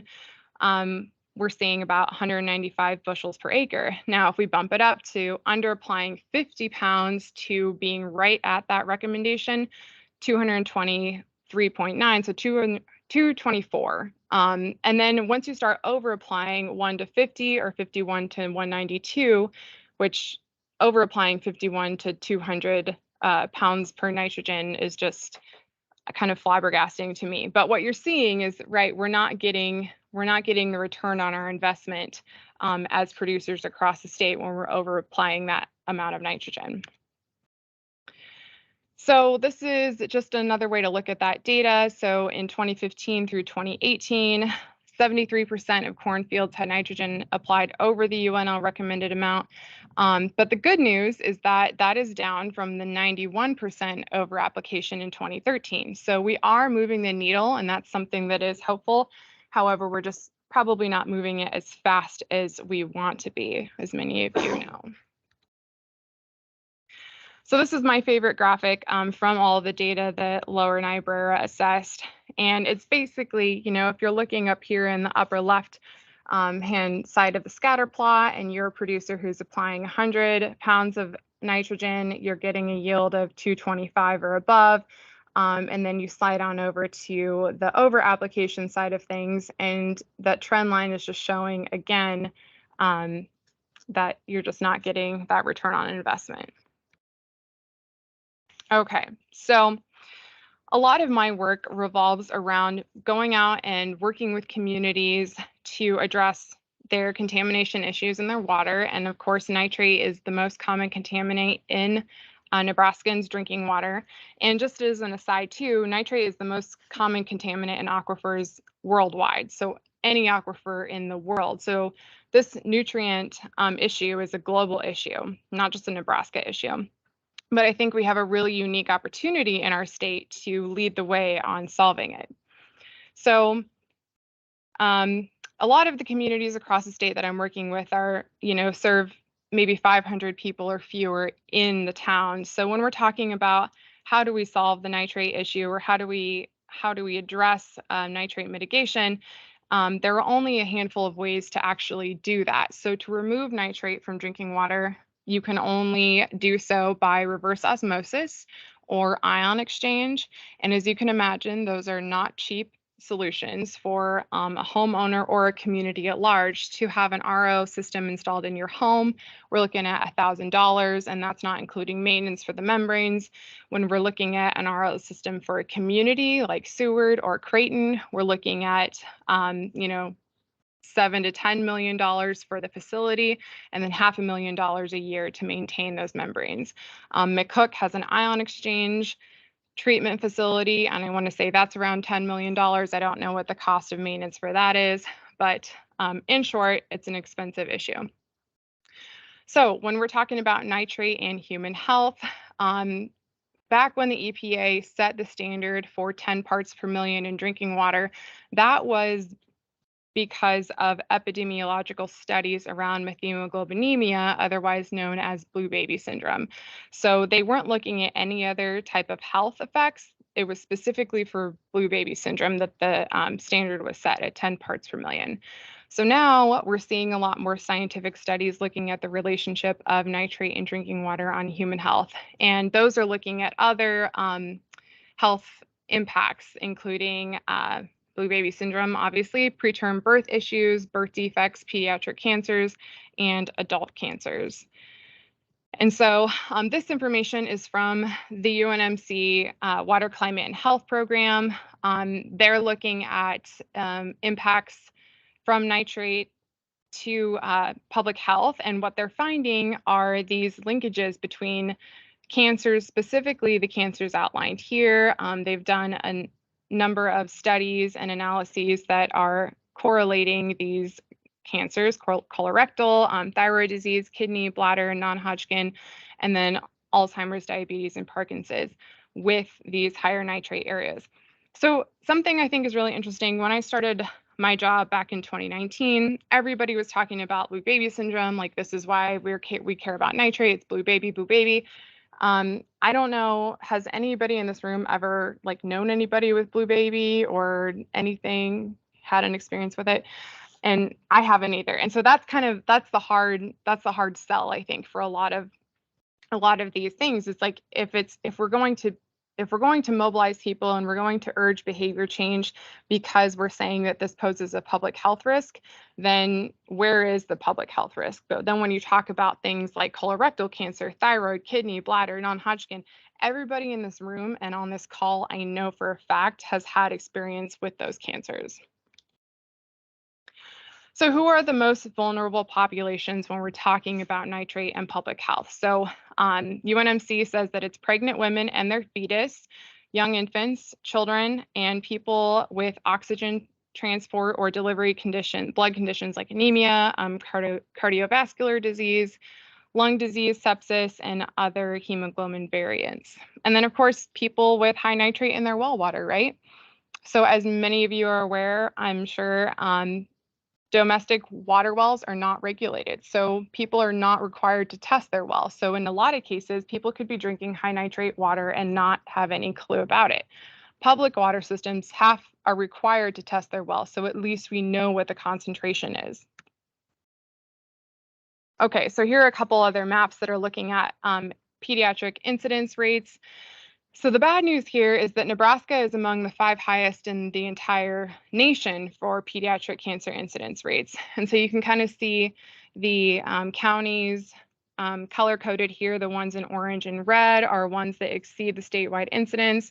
And then the lower map is for pediatric brain tumors. And we're seeing the higher incidence in these counties that are orange and red. So something that I really, for somebody who is a very spatially oriented and a map person, which I'm sure a lot of you on this call and in this room also are, looking at this data countywide doesn't really help me understand. But when we look at this data on a watershed basis, it's really interesting to see some of the correlation here. So as you'll notice, we have these higher nitrate areas that we're very familiar with up in the Brazil area, the lower Elkhorn, and then along the Platte. And then when you look at these incidents, pediatric cancer incidence rates versus the groundwater nitrate concentration, some of these watersheds really stand out as being impacted. So this is definitely suggesting that different ag activities across the state might compromise the health of the pediatric population in regard to central nervous system tumors. Okay, so this is just one more map to show where we kind of rank nationwide in terms of childhood cancers.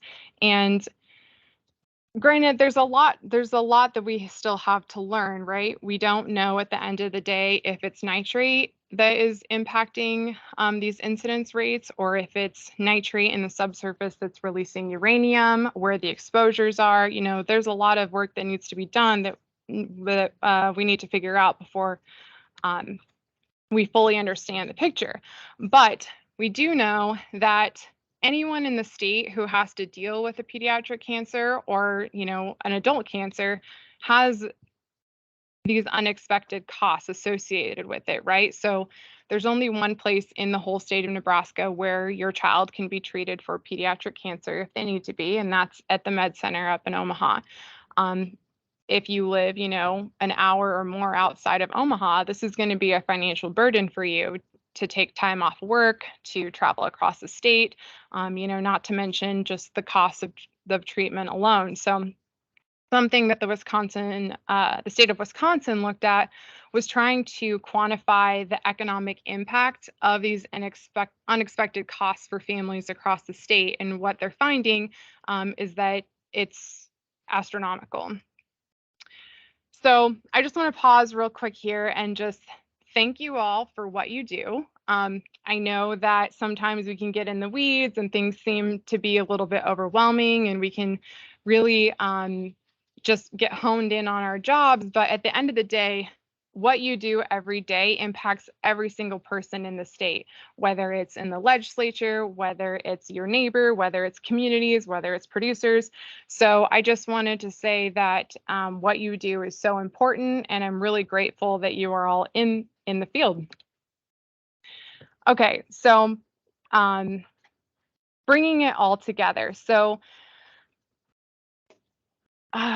where to begin, right? Okay, so when I started at DEE, and I was giving talks in communities and working in drinking water and wellhead protection, as a geologist, I was really focused on, you know, if people can understand better what's happening in the subsurface, maybe that will empower them to make decisions on the surface that will impact their public health and, you know, improve their soil health and all of these kind of just like compounding good things. And what I realized was that when I was talking about geology in the communities, people were really, really interested in it. So I had this overwhelming feedback. Yes, I want to learn more about, you know, what's happening in my aquifer. And so as COVID hit and I was no longer able to be out in communities, I spent a lot of time just cold calling people across the state who were working, you know, in different sectors and saying, hey, what do you think about this? What are you doing? And what I found out was so many people across the state of Nebraska are working on this issue in various ways. And so for me, that was really, really helpful because the nitrate issue across our state can seem pretty overwhelming at times. But what I realized was there are so many people doing such good work. And so it went from this, aha, we need to all be talking about geology to, okay, we need to be talking about kind of the full cycle here, which is if people can understand their geology or their hydrogeology or their drinking water, then they can understand how that impacts their public health. And then we can look at how do we get conservation practices on the ground to address that issue. So how do we work with producers to get this information into their hands or their crop consultants' hands? And then how do we get information about public health into the hands of, you know, moms across the state of Nebraska? So this is just kind of my visual of just kind of the trifecta of how all of these things work together. And then I'm sure probably a lot of you are familiar with Wes Jackson. He started the Land Institute down in Kansas. And I love this quote from him where he says, if your life's work can be accomplished in your lifetime, you're not thinking big enough. So I think that that's really telling because when we talk about nitrates and the lag time and, you know, how this problem is just going to be ongoing, we have to think, you know, if you want to solve the nitrate issue in your lifetime, then we have to be thinking multi-generational. Okay, so I'm just going to put a little plug here for the Nebraska Drinking Water Campaign. So this is an effort that many of you on this call are involved with or have been involved with in the past. And so essentially what it is a unified effort to educate the public, to provide resources, and to amplify the work of those the work that's already been done by many of you on this call, in the room, and then across the state. So what we're doing through this campaign is targeting at-risk populations, not only for public health, but also folks who are vulnerable because of their specific soil situation. Do they have a shallow water table? Do they have sandy soils? Are they heavily irrigated? We want to empower Nebraska communities with science-driven solutions, educate about ag opportunities, how do we improve yields, increase infiltration, increase farmer profits, reduce inputs, all of that great stuff. And so the three main focuses of the campaign are that we are working with the Nebraska Department of Education to get K-12 curriculum development around Nebraska-based specific phenomenon. So what that means is that in schools, our kids right now aren't really learning about Nebraska specific agriculture or Nebraska specific, like what is our nitrate issue and how does that tie into our livelihood and our economy. So we're working with the Department of Ed to basically get that information into schools. And the way that we're doing that is that the Department of Education is going to be looking at you in this room and on this call as subject matter experts to pull that information and get it into the curriculum under the state standards. So I know some of you on this call are probably already working with Audrey Webb, who was the science coordinator over at the department. So that's ongoing. And then communication. So we are already, a lot of folks have already developed statewide awareness around the nitrate issue. And if you're familiar with the nitrate working groups, this is work that is basically building on that effort. And then community events is something that we're hoping to roll out either at the end of this year or spring of 2023, where we will have events that are similar to like the Groundwater Festival, where we're in communities and we're providing communities with the resources that all of you have for them, but also offering a way to interactively learn about the issues across the state. And then this is just some of the partners who've been involved with that, but there are many more. And the images here are from a visioning retreat that we held out at Prairie Loft, which is an agricultural education center out in Hastings, Nebraska, last October, where some partners came together to figure out, okay, building on the nitrate working groups, what do we need to do now to move forward and include more partners? So if anyone on this call or in the room is interested in joining the campaign or wants to get on the email list so you're in the know, please reach out to me. I'll have my info up there or come up to me afterwards. I'd love to include you because we're trying to, we need voices from every sector across the state. Okay, so some other ways to get involved, just like a quick brainstorm. Obviously, you can join the statewide drinking water campaign.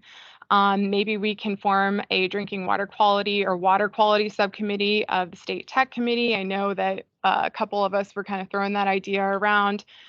And then for us who are technical advisors or subject matter experts, I can't emphasize this enough. Please seek out and take communication trainings.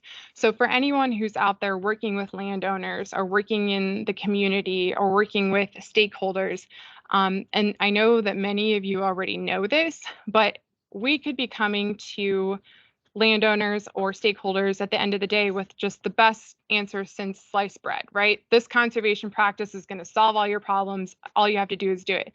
As you know, if you are not cognizant of the way that you are presenting yourself in that community and you are not cognizant of building a reputation and gaining that trust by utilizing certain words or by, just simple body language, if the people that you're communicating this science to or conservation efforts to don't trust you, then it really is pretty much worthless. So please invest in yourself, in your organization, and look into community communication trainings. And if you need some place to start, please reach out to me. I'd be happy to help you out with that. And then collaborative education and outreach opportunities. So I know some folks on this call and in the room have been brainstorming with me about how can we work together to kind of build outreach opportunities. So looking at collaboration around soil health and urban conservation. So with the Urban Conservation Initiative, you guys, I'm really excited about that. How can we help promote your programs? And also, is there joint efforts that we can do workshops or short courses for CEUs, in conjunction so that we can target different audiences together about our program. So just some things that I just kind of thought of the other day, but if you have more ideas, I'd love to hear them. And with that, I will take any questions. And I just wanted to say thank you again so much for giving me the time today. And I've really enjoyed hearing everyone's presentations.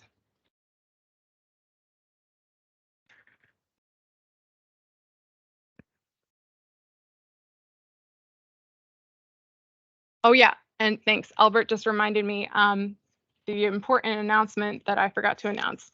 So the Department of Environment and Energy, in partnership with UNL Extension, just recently hired a source water protection extension educator. Her name is Laura Nagengast, and she will be starting July 1st. And so her appointment is 50-50 DEE and extension right now. And essentially her background is in rural health advocacy and policy, and her focus is on improving health access to rural areas. And so she's from Bloomfield, Nebraska. She has a background in public health. She's worked with nitrate issues across the state. So we're really excited to have her on board July 1st again. Okay. I don't see any. Yeah, we have a few questions in the chat. Oh, So okay. hopefully they can hear me all right. So yeah. George Cunningham, how are clean water and drinking water state revolving funds leveraged with source water protection in Nebraska? Is the first question. Yeah. So the 319 program, well, let me back up actually. So all of the drinking water programs, so my program, the wellhead protection and source water protection programs are both funded from the 15% set aside from the Safe Drinking Water Act. So those are SRF money goes directly to my programs, if that makes sense. So very heavily. I hope that answers. The next question appears most of the conservation practices for SWP are water quantity focused. How do we move the needle to more conservation practice uses for quality? So that's a question. How can CW, SRF, and DWSRF assist in this effort? Yeah, so were they talking about the conservation practices that I listed? So the conservation practices listed that we came up with under the Source Water Protection Initiative were specifically for water quality. So things like cover crops and, increasing infiltration, reducing that leachate into the groundwater. Those are all specifically for water quality. Yeah, Go ahead. that sounds good. And George, if you want to come off mute, or if you, that helps. And then the follow-up question was, how can the evolving or CW, SRF, and DWSRF assist in this effort? Yeah, so they already are. So SRF is, like I said, SRF funds basically all of the work that I do through the 15% set aside. So that is our number one funding source for at least my programs. Yeah, can you guys hear me? Yeah. Yeah. So when you look at the information that's been presented at the last couple of state technical committee meetings, when you look at the practices that are being employed on the landscape, much of that is dealing with water quantity issues. They are practices targeting water quantity, not quality. So when you break this down, there really isn't a whole lot of practices being implemented that address the quality end of things. And in terms of the drinking water and clean water state revolving funds, there are other states in the country that have been able to use these funds for land acquisition or easements in source water protection areas that radically change the way agricultural practices are done on the landscape, or take that land out of production to protect those source waters. So I'm wondering how we begin to move that needle in Nebraska, rather than addressing so much of a quantity aspect, but the quality aspect. Yeah, so thanks. So that's a good question. So I have good news, and the good news is that Nebraska SRF does do land acquisitions for water quality and source water protection. So the community of Syracuse is an example. Albert, maybe you can help me with another example of land acquisition. Beatrice, actually, I believe, did land acquisition for source water protection. So those are ways that we are utilizing SRF funds as well. And I know that I think other Region 7 states are also doing that. And so to talk about the quality versus quantity issue, I think what you're pointing out is a really great opportunity for collaboration, right? So moving forward with conservation priority areas under the Source Water Protection Initiative, we've identified these practices that will address water quality, and then we have basically quantified how those will improve water quality in the subsurface, or built a framework how to do that. So moving forward, we hope to get a lot more of those water quality practices on the ground. And that's the opportunity for partnership moving forward, is to basically be cross-referencing our programs and opportunities to our customers. Does that answer your question? Yeah, thanks. Yeah, thank you. Britt has his hand up.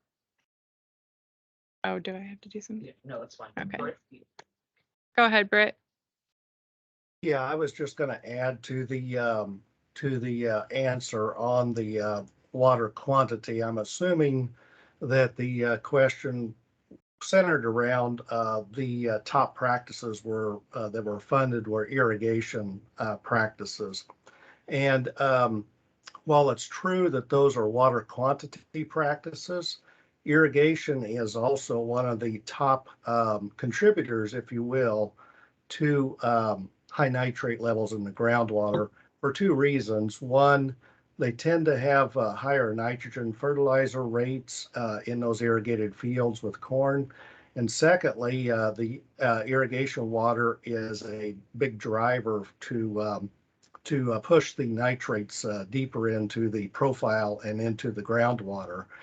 In fact, in the Central Platte NRD, they found that probably the top practice that reduced nitrate levels in the groundwater there was converting the flood irrigation systems to sprinklers, because there was a lot less water used and pushing the nitrates down.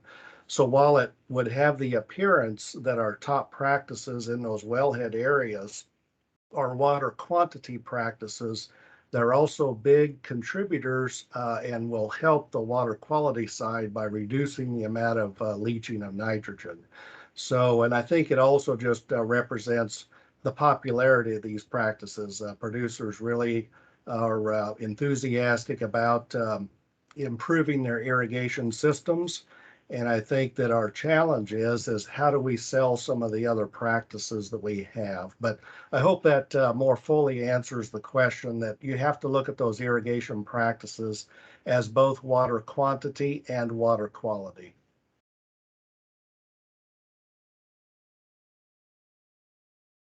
Thanks, Britt. So there is a question in the chat, if you want to read that, or I can read. Do you want it from Aaron? I can do it real quick if you want. It says, does your data and information show Nebraska land use management in 2022 as a whole is trending in positive direction for SWP concerns as compared to past management that may have led to the issues? We lead the nation in no-till acres harvested, for instance, and can we at least suggest we are moving in the right direction? Yeah, good question. And I would say absolutely. And I think with just the lower Niobrara data just showed, we are moving the needle. So in terms of absolutely, producers are doing so much better in terms of efficiency than they were, 20, 30, 40 years ago. And as a lot of you know, a lot of the nitrate issue that we're seeing is that lag time that's occurring in what is known as the vadose zone. So once we have leaching that goes below the root zone, which is about, the top 6 feet, we have a contaminant, essentially nitrate, that is below the crop's usability, right? So there's nothing to take up that nitrate as it moves through the vadose zone. And so ultimately, once it gets to the vadose zone, it's all dependent on, well, a lot of different parameters, but largely the geology to decide how long is it going to take before that contaminant reaches the water table? And then, what direction is it moving? Is it vertical? Is there a horizontal component? So it's very complex, and that's something that Dan Snow over at the University of Nebraska is looking at right now.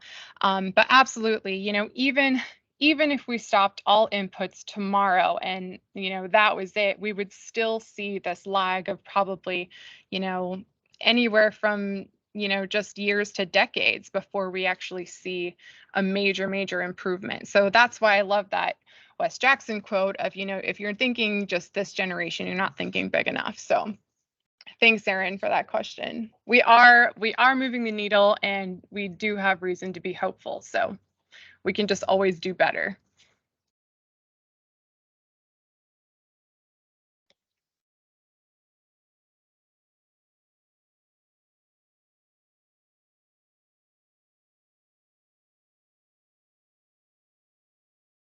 Yeah, all right.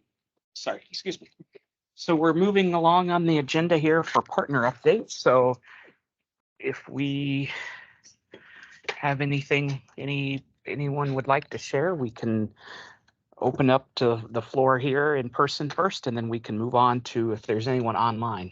So yes, if you don't want to mind introducing yourself. No problem. Hello, everyone. This is Nick Streff again with USDA NAS. I'm the director for the Northern Plains, and I think I mentioned this maybe at the fall meeting. I'm not sure, but I brought it up once. NAS is doing a survey for NRCS called the CPAM survey. So it stands for the Conservation Practices Adoption Motivation Survey. It's a very long acronym. We just mailed that survey out for about 1,200 people in Nebraska. And the survey this time around targets two different groups. It targets confined livestock operations and their practices for conservation, and then cropping practices as well. And so we will be doing our data collection on that starting here in later in June through the rest of July. And then next year we plan to do the grazing and forestry versions of the same survey. They're quite lengthy. If a producer ever contacts you and says, "What is this tree you just mailed me?" They are long, but they screen out a lot of questions because we had to include all the conservation practices, and then we can screen them out. They can jump to the next section. So just wanted to kind of reiterate that we're doing that, and I assume then we'll hand the data off to NRCS, and they can use it for their purposes. So just wanted to remind you all that. Yeah, great. Thank you for sharing that. Anyone else? I will mention, Rob, that we are going to send out the regarding the Urban Ag Strategic Plan. We have a fact sheet that we intended on attaching to this this meeting. If it hasn't already happened, then we will do that soon. So there will be a fact sheet that summarizes all of our key elements, the purpose, the group, and also just as a reminder, send Tammy your information, and let's do it. It's exciting. Yeah. Great. Any partners online that would like to share any updates with the group? Yeah, Timothy.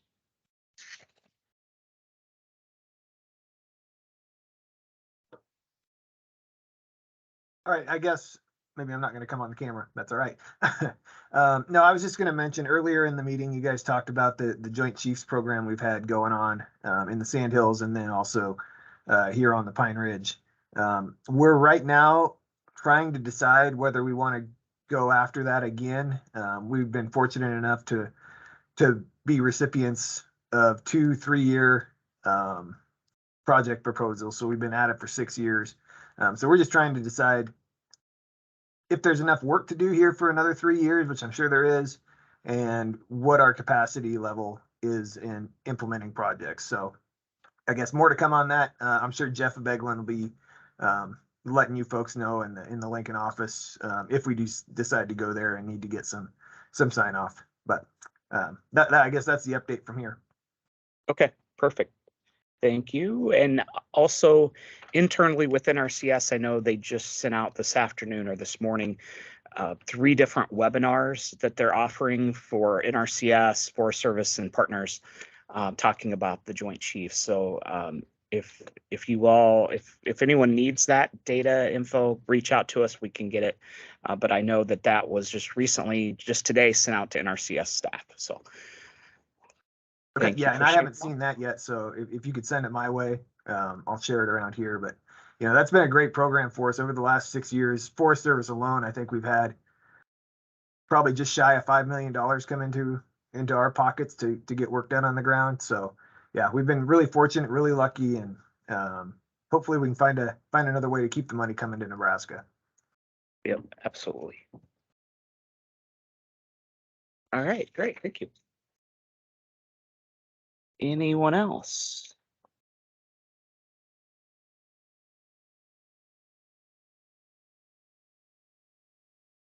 Great. Well, thank you all very much. Brad, any closing thoughts you have for the group? No. Next state tech meeting is September 8th, I think, and look forward to a Urban Ag Subcommittee meeting this summer. But absolutely. Thanks. Yep. Thanks, Brad, for chairing the meeting today, and thanks everyone for your participation. Have a great Thursday afternoon.